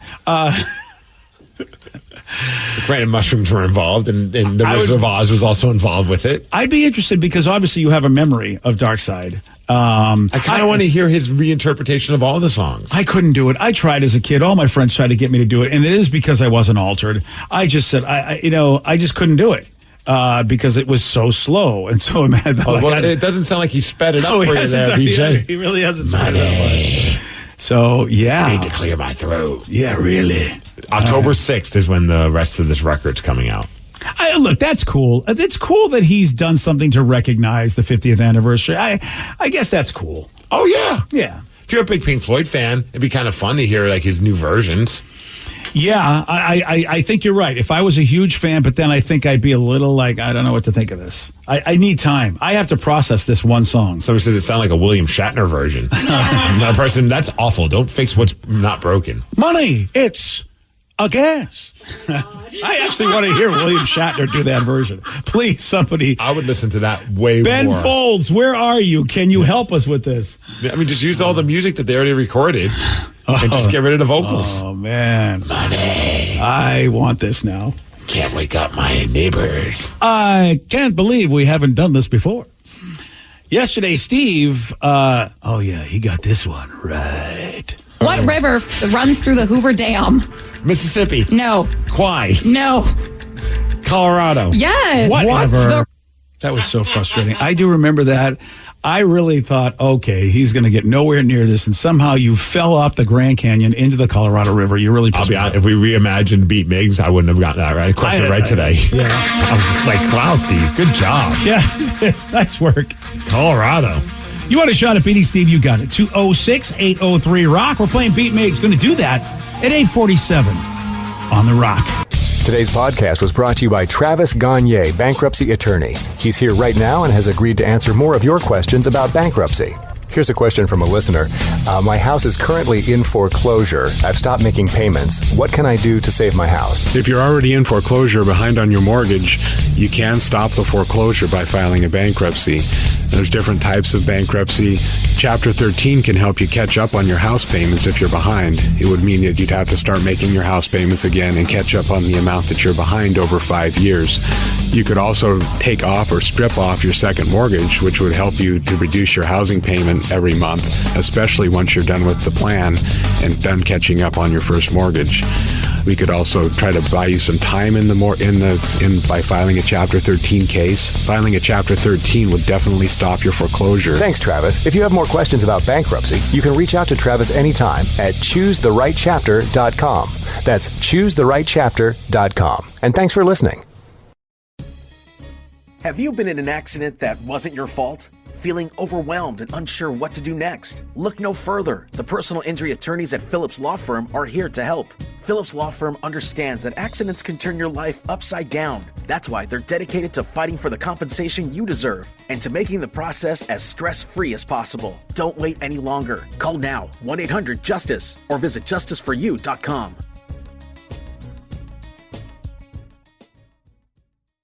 When it comes to personal style, it's all about layers, especially now. Add layers to your fall style with new colors, fabrics, and styles from Indochino. Go to Indochino.com and use code PODCAST to get 10% off any purchase $3.99 or more. Hey, this is BJ. Thanks for listening to our show's podcast. If you're a fan of all things geeky, you should check out my other podcast, BJ Shea's Geek Nation. We have new episodes every day, and you can check it out at bjgeeknation.com. Your home is going into foreclosure and you feel like a financial wreck. You don't know where to turn for accurate information. I'm bankruptcy attorney Travis Gagne. Let's talk about some legal options. If we work quickly, we can propose a plan to save your home, modify the loan, or in many cases even eliminate your second mortgage. The consultation is free. I've helped hundreds of people just like you make informed decisions about whether to save their home or exit it on a reasonable, organized timeline. The chapter you choose sets the tone for the next chapter of your life. Please contact me today at choosetherightchapter.com. That's choosetherightchapter.com. 99.9 KISW, The Rock of Seattle. Man, Mary's Place really does a great job helping out kids who do not have a place to live. Yes. And so we're happy to help them, take care of things that they can't take care of, like get shoes on these kids' feet as they go back to school. $50 will buy a brand new pair of sneakers for a kid. $100 buys a brand new pair of sneakers for a teenager. We've witnessed it firsthand, handing those gift cards over to some of the kids that are over at Mary's Place, the shelter, and the look on their face, they were just so fired up. It helps their confidence, and obviously it's important going into the school year to have some new shoes on. Yeah, they got over 400 kids that could use your help. And you Rockaholics, look, every time we ask you to help out doing stuff for the kids, you do it. And we have a goal of $20,000, but I think that can be done. Oh, we already got our first donator. I just went onto the website. We already have someone that joined the 69 Club. Woo! Yeah, so baby. $69 has so far been raised, and that member of the 69 Club, a man by the name of Ryan Castle. Oh! Donated $69 to the club. That name sounds familiar. I've never heard of him. Well, you know what I want to say to that man? Nice. Yeah, good job. It doesn't have to be $69. It could be $1, $5, $200, whatever you can afford. And if you want to join the 69 Club, you can make it $6.90. Yeah. I mean, or even, hey, look, 69 cents. If that's all you got, we'll take it. Because every penny, every dime, every nickel, every loony, I don't care, whatever it is you got, they all count, baby. Well, the loony probably only counts like as a penny. Hey, whatever you can do, please donate today. Kicks for Kids, KISW.com. Let's play Beat Migs. It's time to play the game. So everybody scream his name. Beat Migs. Don't be a loser. Whoa. Beat Migs. You're a loser. Who's ready to be Migs? I know Lisa from Seattle is. Lisa, are you there? I I am. Good morning. Good morning. All right, Steve, now get out. All right, goodbye. For those playing at home, Lisa has 60 seconds to answer 10 questions. You can pass all you want, but you only get 3 guesses per question. Are you ready? I think so. How many movies have Adam Sandler and Jennifer Aniston done together? 4. No. 5. No. 3. Yes. What band had the early 70s album titled Sticky Fingers? Rolling Stones? Yes. Yeah. What vegetable is known to help you see in the dark? Carrots. Yes. The first mobile phone call happened in what major U.S. city? Oh, New York. Yes. Pete Carroll became the head coach of the Seattle Seahawks in what early 2010s year? 2011? No. 2012? No. 2010? Yes. Nice. Taylor Swift had the 2012 hit song titled We Are Never Ever What? Alone. No. Pass. The 2 planets in our solar system known as ice giants are Neptune and what? Jupiter? No. Uranus? Yes. There we go. How many months end in the letter E? 0? No. 1? Yes. What is 10 written in Roman numerals? X. Yes. And with that, you get 8 correct, Okay. Lisa. It's going to be a good one. It's going to be a close Wow. game. You did an amazing job. I'll tell you right now, that Steve kid. Oh. I'll tell you right now, that Steve kid better be on his game. That's all I'm going to doesn't have say. a chance. Oh, he doesn't have a I don't chance. think so. Not today. At 2, Saru. Wow. Steve, are you ready? I'm fired up now. How many movies have Adam Sandler and Jennifer Aniston done together? 3. Yes. What band had the early 70s album titled Sticky Fingers? Rolling Stones. Yes. What vegetable is known to help you see in the dark? Carrots. Yes. The first mobile phone call happened in what major U.S. city? New York. Yes. Pete Carroll became the head coach of the Seattle Seahawks in what early 2010s year? 2011. No.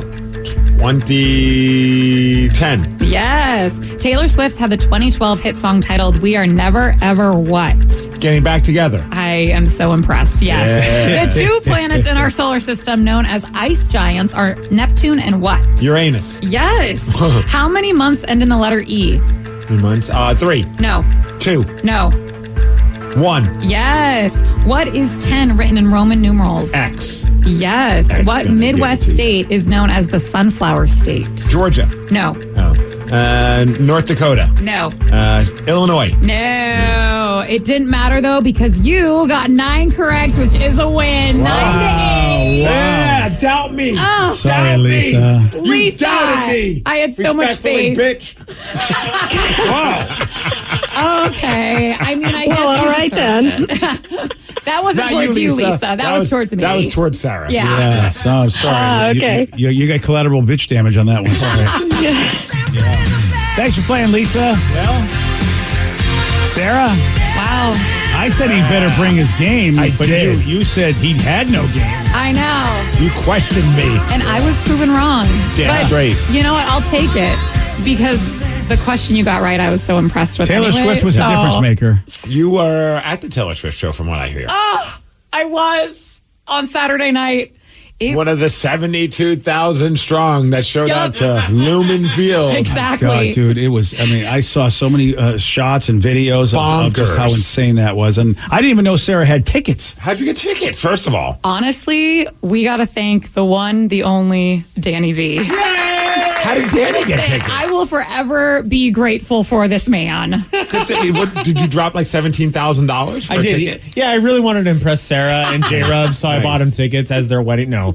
It's funny. I actually had put in a request for tickets through our station a while back. And that worked? And that worked, apparently. Because I didn't even bother because I was like, there's no way. Yeah, I would have thought no dice. Well, dude, originally, because when this tour was announced about a year ago, I was like, well, I don't know. Lily's here in the summer, and I would love to take her to see Taylor Swift. So I just sent an email, and I just said, hey, if there's any chance we get tickets, I would love to take my daughter. Yeah. But then Lily was not here, and I heard on Friday afternoon, hey, got you a pair of tickets. And I was like, Whoa. Oh, that's crazy. Okay, so I got really excited. You could have sold those for a lot of money. I'm kidding. I would never do that. Never. And then I realized that I already had planned Saturday to go see NoFX's final tour in Tacoma.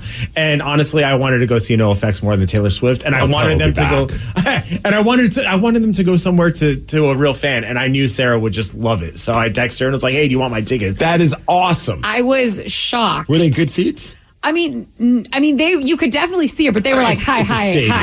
Yeah. But I didn't know if they were like floor seats or like you just like, oh my God. You know what I mean? Yeah. Oh, well, if they were that, you could sell those for like $10,000 or something. Yeah. Day of, you probably could have sold 300 level for $10,000. Really, actually. Maybe not, but. It was phenomenal. It was actually like the best concert I think I've ever been to. And I would say, like, I'm a Swiftie, but I'm like not super hardcore like some of the people there are, you know? Like her last album, I wasn't like the biggest fan of, you know what I mean? But she is so talented. She performed 45 songs, 3 hours. Like the full versions or like little samples? She had a few that were cut. That's a lot of songs. So I know. She had a few that were cut, but some were full length. Did she take a break? She didn't take any breaks. 3 hours of that without breaking. Did she have an opener? Oh, she had 2 openers, yes. Okay. Yeah, but she started around like 7:30ish, didn't get done till a little past 11:30. Damn, Just her. so she's giving, you know what? I mean, people are paying good money for this show, but she's giving her money's worth. Really, though. And I knew she was talented, but damn, she is so, she would just pull out her guitar and do some acoustics, like piano. It was amazing. Did she shake it off at any point? She sure did. She played the whole version of that. Oh, I'd hope so. Yeah. I'd be so pissed if she didn't. I know. It was mind-blowing. Wow. Did you happen to see Eddie Vedder there? No. Apparently Eddie Vedder was there. Eddie Vedder was there. My homie Eddie Vedder. Yeah, and his wife posted pictures of their kids with Taylor Swift backstage. Oh, of course. He was rocking like a sequence jacket. I don't know if you saw. Like he was just wearing like one of these like those that's funny. black sequence jacket, and he had all the bracelets. Is this a thing with Taylor Swift fans? Bracelets? Apparently, I guess people trade bracelets. And yeah, he had, like the candy you make. Yeah, or like even just like that little like the plastic, like the kind that like my kid makes. Right, beads. Oh, those, because I know you had bracelets that like were in sync with the light show. Oh, that was also amazing. Yeah, but apparently like this bracelet thing is like a phenomenon. Oh. There's Eddie. And he's got a bunch of Taylor Swift bracelets. I don't know. I was going to say super sweet that you thought maybe I'd run into him, but I think he probably had way better tickets than I did. I don't think he was chilling in the 300 section. I imagine he was just backstage. He was one of the dancers. Yeah. How about Eddie? Now, he obviously didn't do anything, right? Because he jumps on stage with people he knows. No, I don't think. Although I bet, in a weird way, I wouldn't be surprised if like Taylor Swift would have brought him up there if they had the time to plan something like that out. But he still gets to go hang backstage because you're Eddie Vedder and you get to go anywhere you want. And there's his kids with Taylor Swift. Pretty cool. Which, of course, how would they not love it? Right? I mean, they're 2 girls. Of course, they'll be like, Dad, you think you're something. I really want to go see Taylor Swift. And apparently a lot of people thought Eddie Vedder was Pedro Pascal. I don't know who that guy is. I guess like that was like the joke was like so funny. Some people kept confusing him for. Oh, he does have, with that mustache, he does kind of look like that. He's the guy that plays in The Mandalorian and he's done some other stuff. Somebody wrote Pedro Pascal's at the Seattle Eras tour and they posted a picture and it was Eddie Vedder. Oh, that's funny. And you know who responded to it was Olivia Vedder, Eddie Vedder's daughter, saying, "That's my dad." That's great. That's fully my dad. Yeah. Well, that's not bad. Your dad's mistaken for like a new heartthrob. That's cool. And I guess the dude from Imagine Dragons was there with his daughter, like a little kid as well. People were like, "Is that the dude from Imagine Dragons?" I guess if you can fly out, you're rich, like the Imagine Dragons guy. This is the biggest thing that any music industry is going to. I mean, I'll probably never see anything like this in my lifetime ever again. To sell a stadium 2 nights in a row of 72,000 people, and that's a record that we've never. I think U2 had 70,000 or something last time they were here. Crazy, and then people literally were camped outside of the stadium just to hear her sing. Dude, like people it was camped out. Full. People camped out at 3 a.m. to get in line for the merch.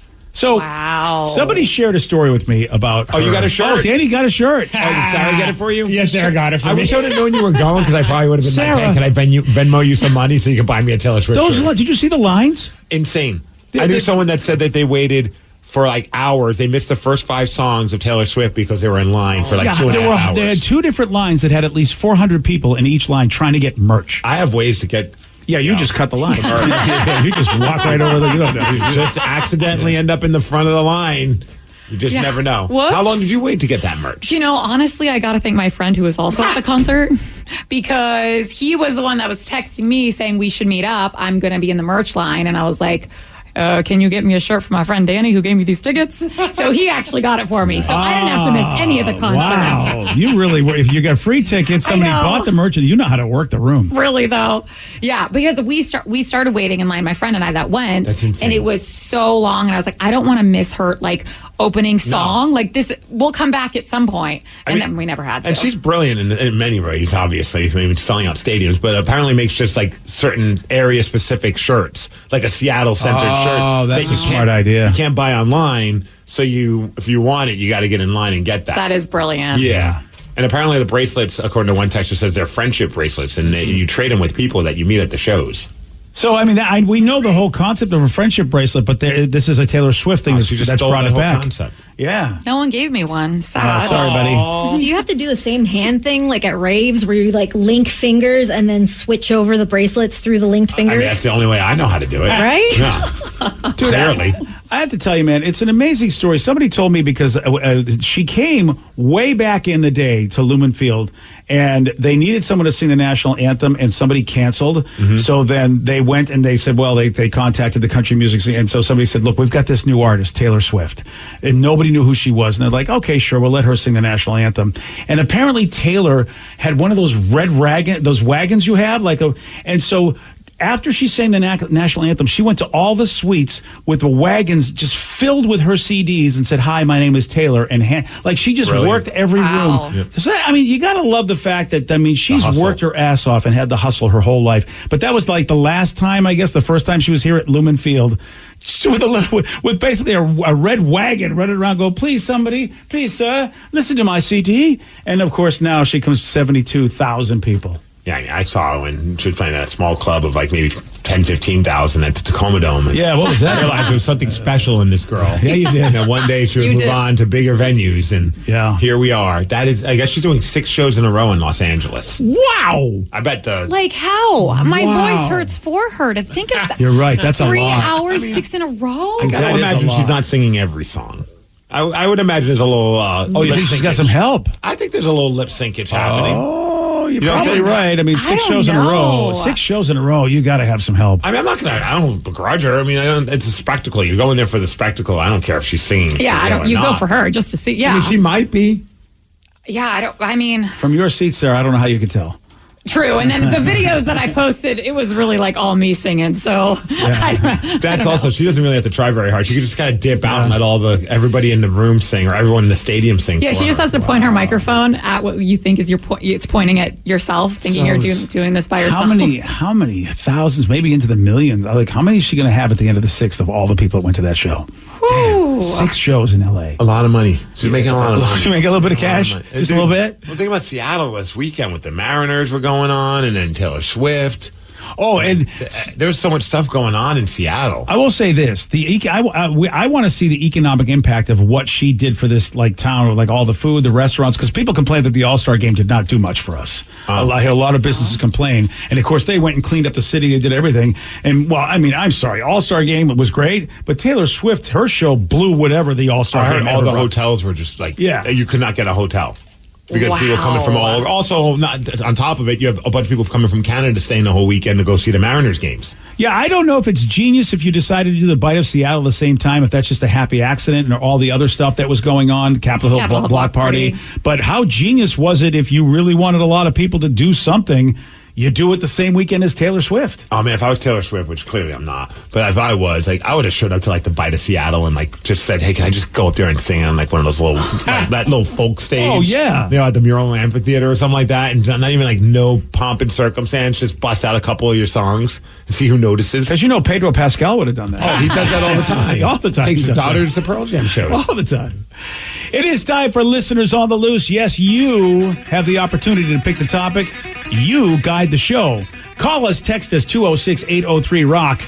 Whatever you want to talk about. We got your calls, we got your texts at 917 on The Rock. BJ and Migs, mornings on The Rock, 99.9 KISW. 99.9 KISW, The Rock of Seattle. It's Listeners on the Loose, brought to you by Good Guys, 35th Pacific Northwest Nationals. Oh, and if you got something on your mind, we're the people. 206-803-ROCK. That's the number to call. That's the number to text. Listeners on the loose. But do remember, Steve does have a rule. It's a simple rule, BJ. That's to show some energy and bring it. Otherwise, we're going to get gonged, and we're going to have to say goodbye to you. Goodbye, old friend. 206-803-ROCK. The number to call. The number to text. Let's go to Cindy and Roy. Cindy, you are on the Rock. Hey, BJ. Hey, Steve. How's everybody doing this morning? Awesome. What you got for us today, Steve. Cindy? Hey, Steve. It was really awesome to meet you Saturday night at the Battle on the Mountain up in Eatonville that Defy put on that fundraiser for sweet little Catalea. Yes. And, I mean, you can attest to the fact that that positive attitude that sweet little girl has just makes you want to give every cent you have. Yeah. It was an incredible night, BJ. So I ended up ring announcing on Saturday night in Eatonville. I've never been to Eatonville, honestly. Oh, yeah. Eatonville's pretty cool. Eatonville rocked. It was a small town, good vibes, and it was outside in a baseball stadium right outside. It was put on by the Eatonville Eagles. Yeah. So they have like a big baseball field right next to their establishment. So they put the wrestling ring outside, a bunch of vendors, and it was all to raise money for this sweet girl. Her name's Catalea, and she has NF, which is... it's like neurofibromatosis, which can cause tumors to affect. It's a rare genetic disorder, and she was diagnosed at the age of 1. My son and I met her and her dad about 6 years ago at the gym that we belong to, and her little attitude, and her dream is to go to Paris. So this event, they raised, you say it, Steve, because the live auction for the chair was unbelievable. Yeah, so it causes brain tumors, and your vision also gets impaired over time. So she's always wanted to go to Paris. So her dream is to go to Paris before her vision gets any worse or anything. And her dad, Chris, great guy. He's related to Roman Reigns, of all people, his cousin. Oh, wow. So Roman Reigns donated a bunch of autographed WrestleMania chairs to be at this event. That's cool. And so we wanted to raise money to send Catalea to Paris, and as much money as possible. And so they had one of the chairs for a live auction. And right before the main event, they're like, we don't have anyone to do the auction. They're like, Migs, can you do the auction? Oh, boy. And I was just like, I don't know, but I'll try. And dude, you're not much of a Mike Hawk, so... Dude, so I went in there. It's funny you say Mike's name, because I went in there, and I remember we did Seattle Rock Day, and Mike did the auctioneering in front of that crowd. Yeah. And I was standing right next to him, witnessing his magic. And he's an incredible auctioneer. Definitely not me. But I was like, I'm going to try and do my best Mike Hawk impression in front of and try and do this auction, dude. And I kind of remember picking up little things that he did. I can't talk as fast as him, but we started at $100. We got that thing up to $3,100. Woo! And we ended up with auction. And then overall, we raised $15,000 that night, if not more. Wow! Because there were a couple silent auctions that happened after the event, and that all goes to Catalea and her dream of going to Paris. Boy, that should help out a lot. I got to imagine she's going to Paris because of yeah. that. And it was a great event. A lot of rockaholics were there. I was supposed to wrestle, and the week before I got knocked out in one of my matches and got a concussion, so I wasn't going to. That explains a lot. Actually, that's why I feel like I'm a lot more normal now. I think it knocked some sense into me. Oh, that's what it is. Because I was thinking you had a concussion for about 15 years. But I'm glad in a roundabout way, because I was like, I can't wrestle, but I still want to be a part of the event because I knew it was such a great cause. And so they're like, you can ring announce. I'm like, perfect. And then that auction was surreal, man. I was losing my voice because of just the emotions. Watching how much people were donating for this autographed chair. Obviously everyone was there for Catalea. She was a sweet girl, and she was front row watching all the wrestling and giggling and smiling and having the best time. That's awesome. It was awesome. Steve, if I could say one last thing, if people want to read about her story, if you go on Facebook to Catalea's Crusade, if you scroll down a little bit, there's a documentary that the NF Foundation did, and it's on her page, and it tells her whole story. And if anybody wants to donate or anything, just if you could see this little girl, she's just the sweetest, and that's the way she's been since my son and I met her 6 years ago. And anyway, thank you for your time Cindy. today. And Steve, you did a great job, buddy. Thank you. Appreciate it. Damn, dude, I have to say, I don't think I've even heard of NF until today. I didn't until I heard about what this event was for, because it was just a charity show for a bunch of local wrestlers donated their time and energy and obviously put their bodies on the line, all to help raise money for this sweet girl. Yeah, that's awesome. And dude. the best part, I have her in the ring, and she's saying, I'm like, all right, big question. Who's your favorite wrestler? And I'm missing a beat. Roman Reigns. I'm like, all right, good answer. That's your dad. That's a family member right there. She's got pictures. Were you kind of hoping maybe slightly? I kind of was hoping she'd say like Cody Rhodes or something like that, just to kind of troll him. But all right, it was funny because his dad's like, oh yeah, it's my cousin, but my actual cousin, because in a lot of in Samoan culture, it seems like everybody's a cousin. Oh right, so this is really by blood, legit cousin. Oh yeah. okay, yeah. She's a sweet girl. I think Vicky found a picture of her, and just it was a very so cool. It was a cool night. A bunch of people who have a lot of love, a small town, and everybody was just kind of chipping in together. And I got to see the weirdest helicopter fly over us. It looked like a giant drone. Oh, it didn't look like a helicopter, but it was a helicopter. UFO, maybe? Or are you sure? No, I could see that it was a person in there. Granted, they had 3 arms and one eye, but those aliens they're real, man. I believe. Listen, Scully, I believe. Have you ever done an auction?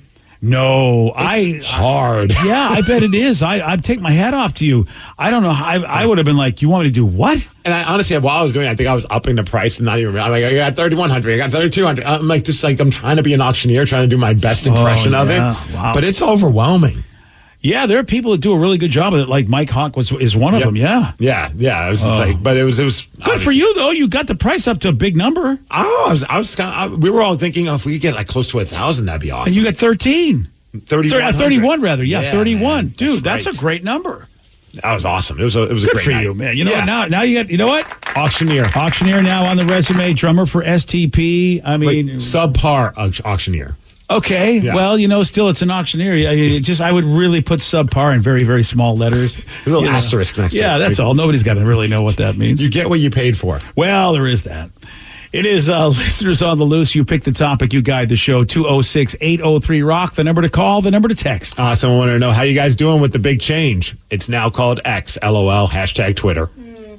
Yeah, have we seen it yet? Because it's hilarious. Dude. Where's my thing? I think it still looks like the Twitter thing on mine. I don't need to answer where your thing is. Where's my thing? Well, if you go on their website, it's got an X instead of the Twitter logo. Oh, I am. Let me check that out. But the funny part about this, BJ, is we made this change. Oh, there it is. We're now called X. But then he's like, we're no longer you're no longer Twitters, your viewers, you're no longer this, you're no longer that. But then on the bottom it says you can still hit a button that says tweet, and then in the search thing it says search Twitter. Okay, what? So this is just a giant troll. It's got to be. You think so? I think this entire purchase of Twitter is just Elon just effing with everybody. And I read an article where he wants to turn it into this, very similar to what this Chinese app does. Is it WeChat, I think? I don't know. I read an article where they made it sound like he's totally serious. Like he wants to do all sorts of things to be able to generate income. But until I read that article, I was like you. I'm like, I feel like this is nothing but a troll. But if you're changing the name of this, and whatever, I don't care. I'll still be on it until it's dead. But if you're changing it to X, wouldn't you also say search X on there? And you think they could? That just goes to show you, how many people did he fire that he can't? If you make a name change, why don't you make the other You're right. You do everything? Yeah, that is so weird. And I wonder if on the phone if it still shows up as a Twitter logo because he says he's getting rid of the blue bird. My phone still has the blue bird. Mine too. Yeah, I still got a blue bird. Yeah, and it still opens up with the blue bird. Does it say X anywhere on the app? No. I mean, maybe. Okay. I don't see it on the app anywhere, and it's still got the little blue bird on top. It literally looks like somebody just did worst job to just make a change. They put a little X in the corner. How long did that take? So Elon's like, I want an X right now. Yeah, okay, boss, sure, we can put an X up. And isn't that also the nickname he has for his kid? So is he just doing this as I forgot to get him a birthday present. I'll just name my social media page after him. You're right. Because the kid has all these letters and symbols that they named him, but if they don't make any sense, so they just call him X. He really is. He is just displaying that maybe you don't have to be the most stable individual to have a lot of money and run companies, because he just doesn't come off like he's got everything together. He's out of his mind. Yeah, it really. I don't know, but okay. But he was. Somebody posted, "Hey, it's kind of funny on the competing Twitter, which is Threads." All people are talking about is this change. And he's like, yep, exactly. So it's like everyone's talking about Twitter still, or X now. I mean, he's still getting it. It's still in everyone's thoughts. See, that's the thing. He and Zuckerberg going back and forth because, of course, Zuckerberg got all the talk when he went Threads, saying we're going to be a Twitter killer, basically. And it's just back and forth ping pong between these two. So if he changes the company name to Feta to compete with Meta. Oh, yes. Then we know it's a full-on troll. Oh, that's very cheesy, but I'm going to go with it. Most of my jokes are. You pick the topic, you guide the show. It is Listeners on the Loose. Call us, text us, 206-803-ROCK. More of your calls, more of your texts. We'll take those at 9:33 on The Rock. BJ and Migs. Mornings on The Rock. 99.9 KISW.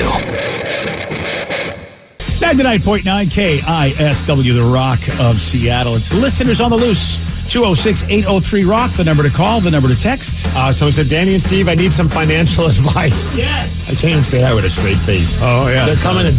I know we got Top Beach on Wednesday, but apparently Danny and Steve on Mondays giving financial advice, BJ. This is hysterical. I actually want you two to do this. Okay. Yes, I really do.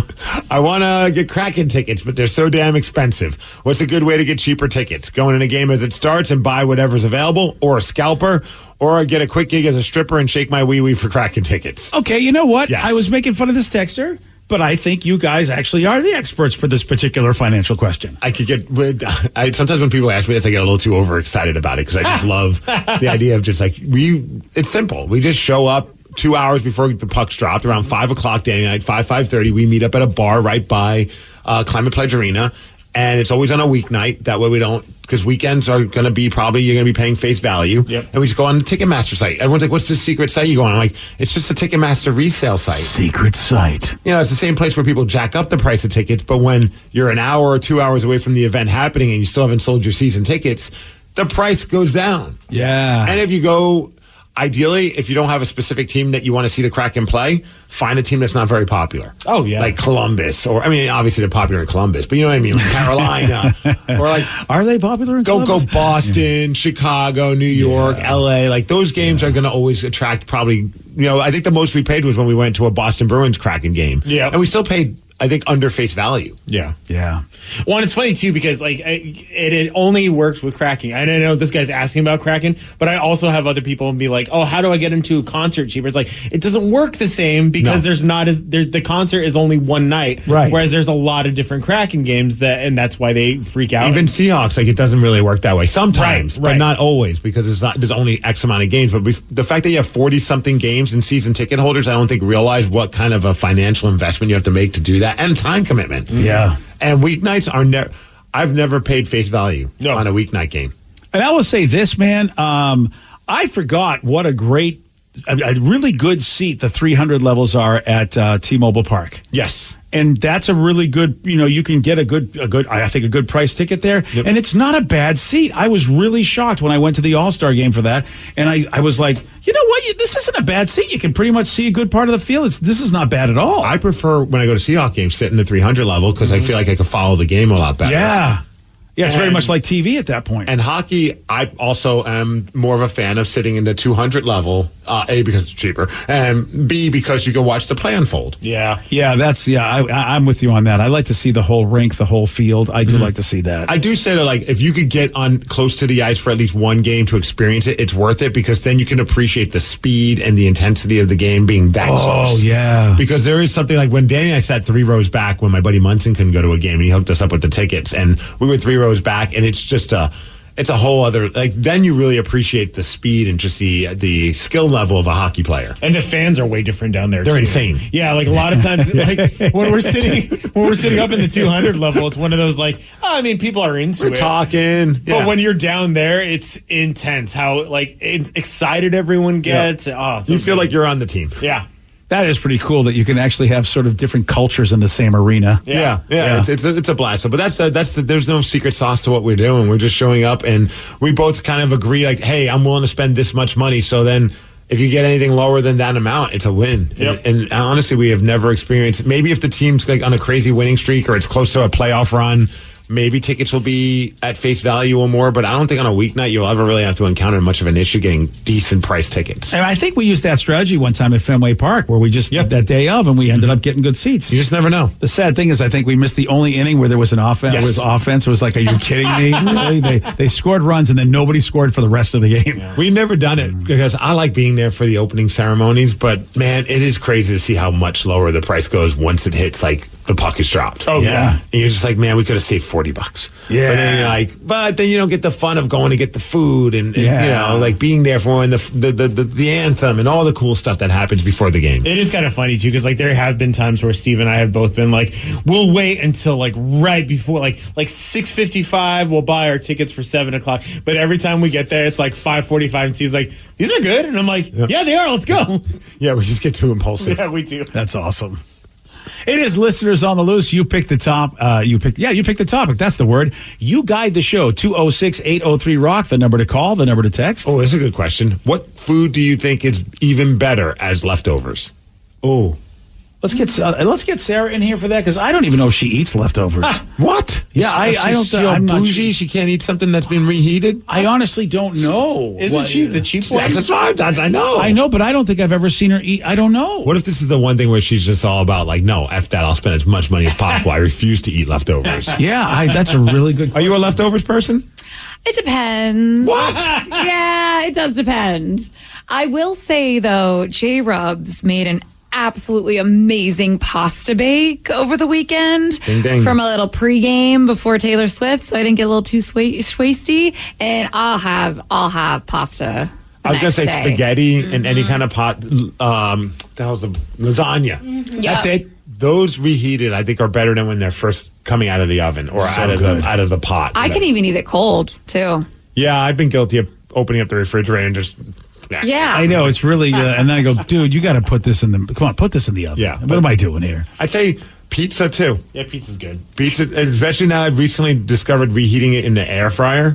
Ooh. BJ. Oh, I don't know about this. That pizza moto, if you have leftovers, put it in the air fryer the next day. Okay, good It's to know. so good. I was going to say that it has to be a good crust to be able, like if it's really, really thin crust pizza, that does not That's kind of reheat tough. well. No. Moto they got no problem with their crust. They got a thick enough crust to make it happen. Even thin slice, I'm okay with it. Oh, really? Heated in the oven. In the oven. Air fryer too. Yeah, this air fryer technology. I didn't know this about pizza and reheating.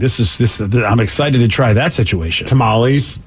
Oh, really? Tamales a good leftover thing. You have to cook it right, though, because there's a good chance you can dry it out real fast. There's a window of opportunity, a couple of days. Yeah. My trick, though, is I take a wet paper towel and I cook it in the microwave that way so it stays moist. Oh, moist. Same with rice. So wet. Okay. Like a wet paper towel. What do you do with the rice? You put the rice in the paper towel? I put the rice in a bowl. Put the paper towel over it. Over the bowl. Oh, yeah, okay. and then over the tamale. And then you eat the paper towel. Yes, of course. That's how you get your fiber. That's where the nutrients are. That's where all the protein is, right there. A lot of people are saying lasagna. Lasagna is the king of leftovers. What about meatloaf? Oh, I don't know if I'd put that on the top. I would. Wow. I was thinking like Chinese look food. At Sarah's face. Yeah. I'm like, what is, well, she is a granted. vegetarian. I mean, Yeah. I was like, but plant-based loaf. No. I'm not sure that's going to be that tasty either. okay. Because they probably make it out of roots and mushrooms and like dead something. I was going to say dead iguanas, but that wouldn't be plant. Dead iguanas. They have no feelings. It's okay. That's okay. just the thought of like meat in a loaf, it's always been so very strange to me. Meat in a loaf. You're right. Now, when you put it that way, it does make it seem weird. Someone said best leftover ever, meatloaf. You can make yourself a meatloaf sandwich, and oh my God, that's amazing. Same with lasagna. Well, what about Thanksgiving leftovers? I do love Thanksgiving leftovers. I argue that the turkey's better the next day. I know it's hard to argue that because you make those sandwiches. Man. Exactly. Yeah. I like Chinese food the next day, man. That's a good call, too. Yeah, I do like Chinese food. You know I do. Honestly, I really don't have any issues with any food left over the next day. That's the problem. It's You're delicious asking the the first wrong day. people. It's delicious the next day. Indian food, I've got some ready to go. I had some from last week, and I froze it. I can't wait to unfreeze it and have it. But I believe pasta would be the top of my list. There's something about it that just tastes better the next day. It gets thicker for sure. The only thing I would say is not good the day after is anything with like a cream sauce. Like a fettuccine Alfredo. I feel it always separates. No, well, the oil separates from the cream. Yeah, that's a tough one. But I got a trick for any kind of cream sauce, though. Oh, I do. I don't know. You're going to laugh share at it me. on the air? It's not a Jason Biggs American Pie like trick. No, that I save for later for dessert. The coffee creamers, like the little mini moo coffee creamers. Mm-hmm. I toss one of those in on all my cream dishes because they dry out a little bit. Throw one of those guys in there and it re-creams it up when I heat it up in the microwave. Interesting. I know. I just would have never thought to do something like that. Here's why I thought about it. Who gave you this idea? Because I'm an idiot that doesn't cook, and I looked over and I go, "There's my whole," and I was like, I wish there was a way I could do this, and then I just saw the container of creamer, and I thought, I wonder. I mean, it is cream, right? It's not milk. It's half and half.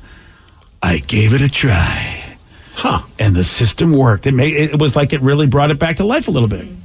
I definitely do it like with a lot of my Indian dishes, because they dry up a little bit, and a lot of those curries are based with cream. So I said, well, let me give it a shot.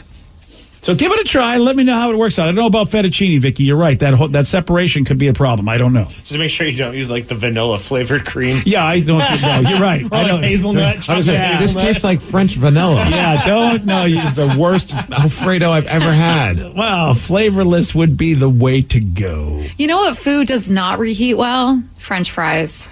Oh, I know. At all. And I love fries. Oh, when you go to Red I've got a Robin, few you get air fry 'em. bottomless. Yeah, air fry. Air frying is the trick. I've done it. Because I've tried to Son of toaster a- oven them. Yeah. And I've been patient with it because you can't microwave them. And they No. still don't come out crispy No, or they anything. don't. No, They're just a soggy potatoes. Yeah, like you air get those fryer bottomless brings it back? fries from Red Robin, Right. and like the next day you're like, I still got some, and then you're like, this is not, this is like No. eating cardboard today. Like, Yeah. what the hell's going on? Kind of mushy. It is amazing how quickly fast food fries go bad. Like if you don't get them quick enough, then you don't want them. Like Yes. it's like, why does this happen, America?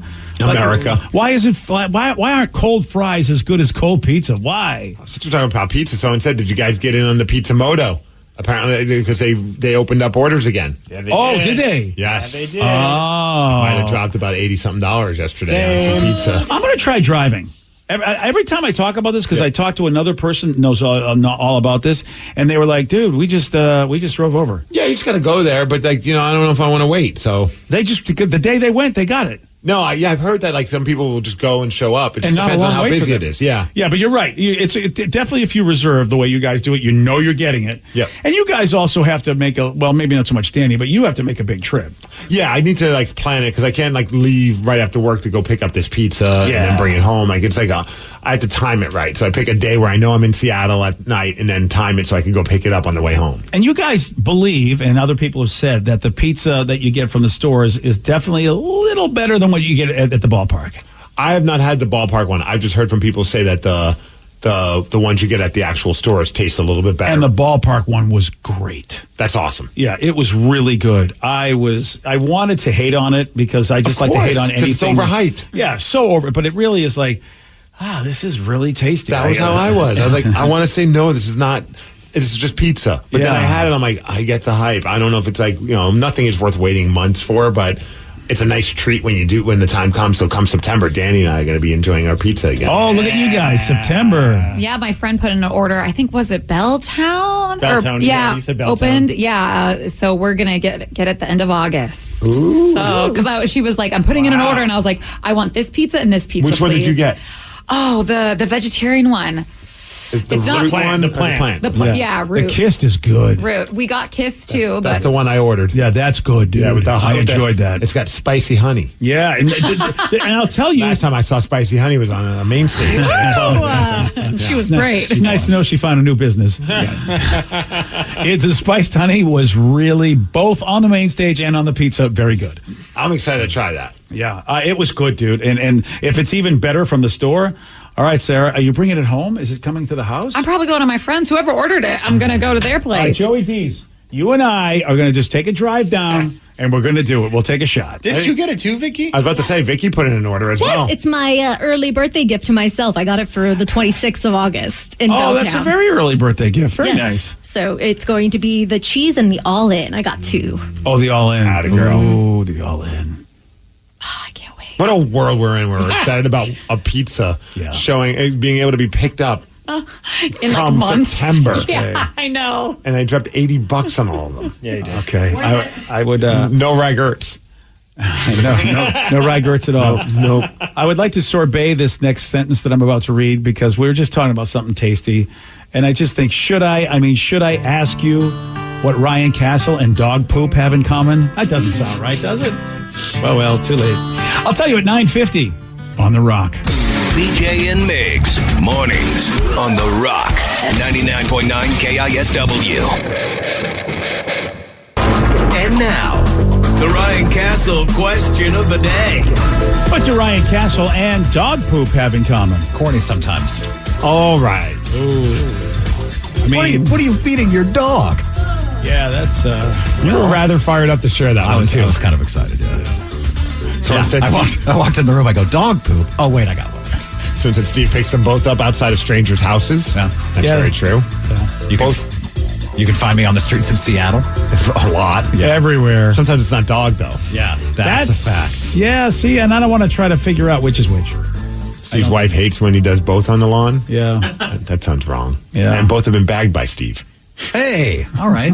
I do clean up after Bag 'em and tag 'em, baby. Several towns and cities in France, Spain, and the UK, they're using DNA testing to track down irresponsible pet owners. I am excited about this. Good.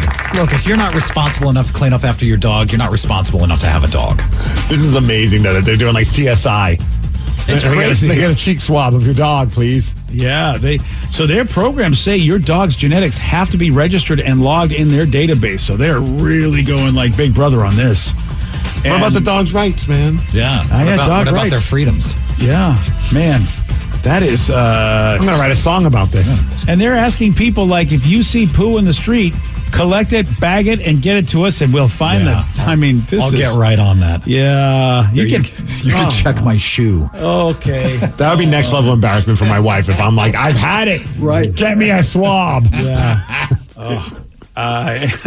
Imagine being the person to open up that envelope. No, I don't want to be that person. Imagine the person's got to listen to a 12-pack from Ryan. That's next. BJ and Migs, mornings on The Rock, 99.9 KISW.